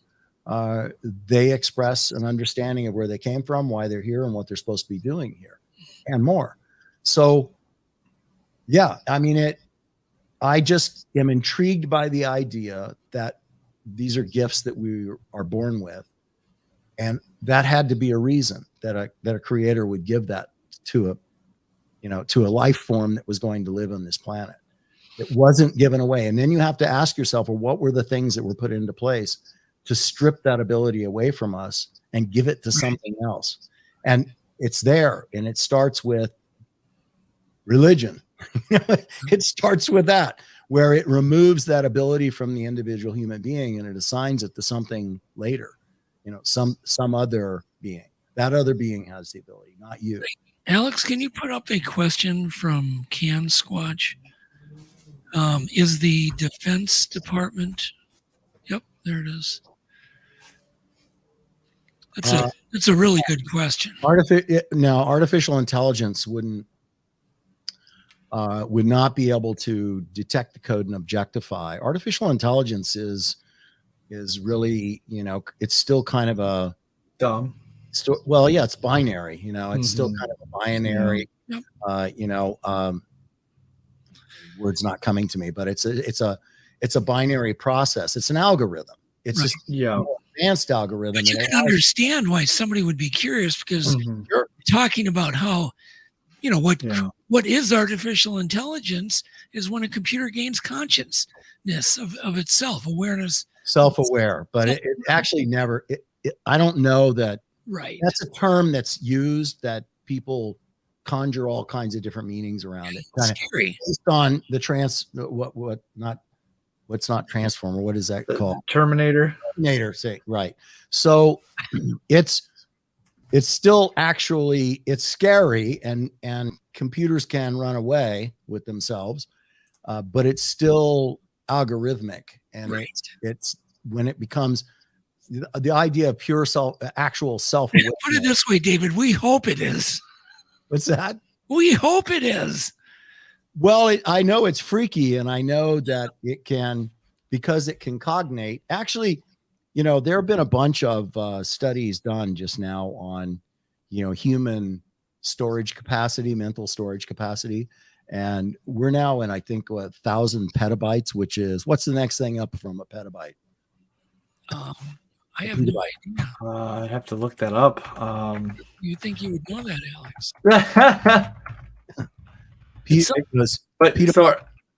And then next level up, 1,000 petabytes is one.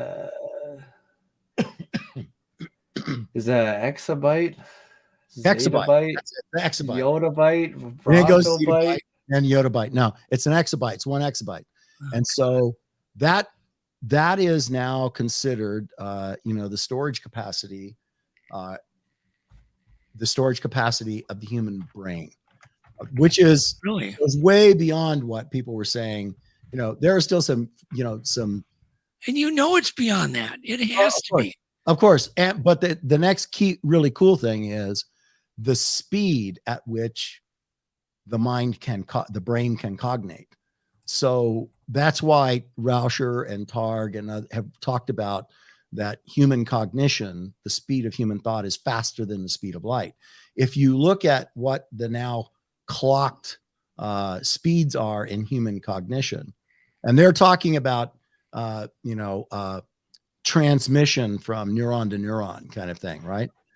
And that speed is now, it's I don't know, it's like 2 or 3 times faster than the fastest supercomputers in existence right now. So yeah, we're pretty marvelous and magnificent in our capabilities, and as best as we built machines there, I don't think they're ever going to outrun us in that respect. Have you ever used your abilities and your training to try to solve mysteries? Not objects or not, but to actually solve a mystery to gain knowledge. Because I remember hearing like Ed Dames talking about that years ago, back in the 80s. We have done a lot of off-world explorations. Oh, really?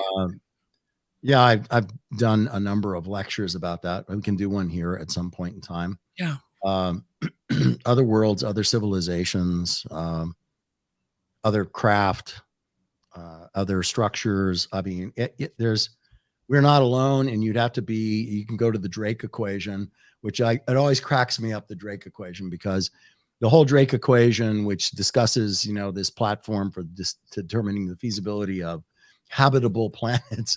It's like you can't judge the possibility of life form through the universe based on human requirements, because they may not need breathable air, they may not breathe oxygen, they may not, etc. So to look at, what is it, 6 trillion different stars or planets in our galaxy alone, and then coming through this criteria that says, well, it has to be habitable, meaning, I guess, water that can be drunk and etc. It doesn't have to be that to be inhabited by some other kind of a life form, whether it's microscopic or whether it's giant. It doesn't matter. You just have to understand that mathematically, realistically, scientifically, statistically, logically, it makes no sense whatsoever to fold your arms across your chest and go, we're all there is. That would just be stupid to take a position like that. So in the remote viewing unit, over the years, work was done, and it's called an open search outward. And I don't want to get too much into it. We'll do that on another show. Yeah, we'll have to understand how that process works. But there were historical files that were done. And Ed Dames and Mel Riley and I did one in Chaco Canyon, made several trips back there. The unit was witting, or at least the Fern Gavin, the program manager, was witting of what we were going to do. And we brought back our reports and summaries and other things and turned them into him. And I don't know if DIA was sanctioning it or not. I would say probably not. but somebody was, and they were doing those things, and they did that kind of stuff a lot. And nobody really knew where it was coming from. Yeah. How do I know that was happening? Because every time there was a new commander that would come into the unit, or somebody decided that they wanted to have an inspector general come down and check what the unit was doing, or etc., there would be somebody come from DIA and Fern, and after everybody was out of the office, they would be there all night pulling files out of the safes and shredding them. And we'd come in the morning, there'd be 8 or 10 burn bags stacked up, waiting for the guy to come and pick it up. So there were times when they were destroying the historical record of the work that was being done by the unit. That there's no other explanation for that. And in 3 years' time, I probably saw that at least 4 times that they were doing that, which prompted a lot of people in the unit, some, maybe not all, to start selectively, taking and copying and taking it home with them to kind of archive, the historical record of what the unit was doing. Not that they were, doing that for necessarily operational targets, counter drugs or something else, but most people were copying their own work. And anytime they were doing something really unusual, like off-planet stuff, people wanted to keep that. And when they saw results from other viewers that correlated with theirs, then they would try to get that as well. There wasn't any problem doing that. I mean, you just walked into the safe room, pulled out the stuff you wanted, turned right around, the copy machine was right behind you, and you just copy it and staple it and go back to your desk. So I'm sure there are probably some guys and gals in there that would go, "Oh, I'd never do that." Okay. Yeah. We haven't turned your house upside down and shaken it out in the fields anymore, but because I'll bet you did. But but anyway, that's the story of me. Yeah, that was awesome. And we're going to have you back for part 3. I think we did part 1 and 2. No, this has been great. This has been incredible. No, it's been, you're amazing, David. You are amazing. Where can people find your website, and how can they contact you? I'm right now in just kind of heavily engaged because my company's, we still train Department of State, and we train Department of Energy, Office of Secure Transportation. So I'm off during the summers is heavy training time for me, my company. So I'm not really available at this point for a lot of different things, but I do a kind of a fun show on Clubhouse, that social media platform, through the phone. And I have a bunch of moderators. We get on there. It's a great family. There's about, I guess now 3,800 followers that are on there that, come in through the night. And I usually talk for like 10 to 15 hours a night. On Friday nights, starts at, I think we've been starting at like 7 p.m. Eastern time. And I talk through the night, and it's a lot of fun. And I just have kind of laid off because of the training schedule right now. And there's Dave Morehouse Productions. Don't sign up for the online class on there. Don't do that. It's not a good class. I don't want you to do that. If you're going to go take a class, go take the Zoom class when next I offer it, which will be after the summer. But don't sign up for the $350 online class. I don't endorse it. I don't like it. I just can't get the people that manage it to take it off the webpage right now. Gotcha. I won't support it. I just don't think that's not the way to learn. Not in my book. So anyway. Cool. Very cool. Well, thank you so much, David. Thank you. It was my great pleasure and honor. Thank you guys for having me. We will be in touch soon. Okay. All right. Good night, everybody. Good night. Good night, everyone. Take care.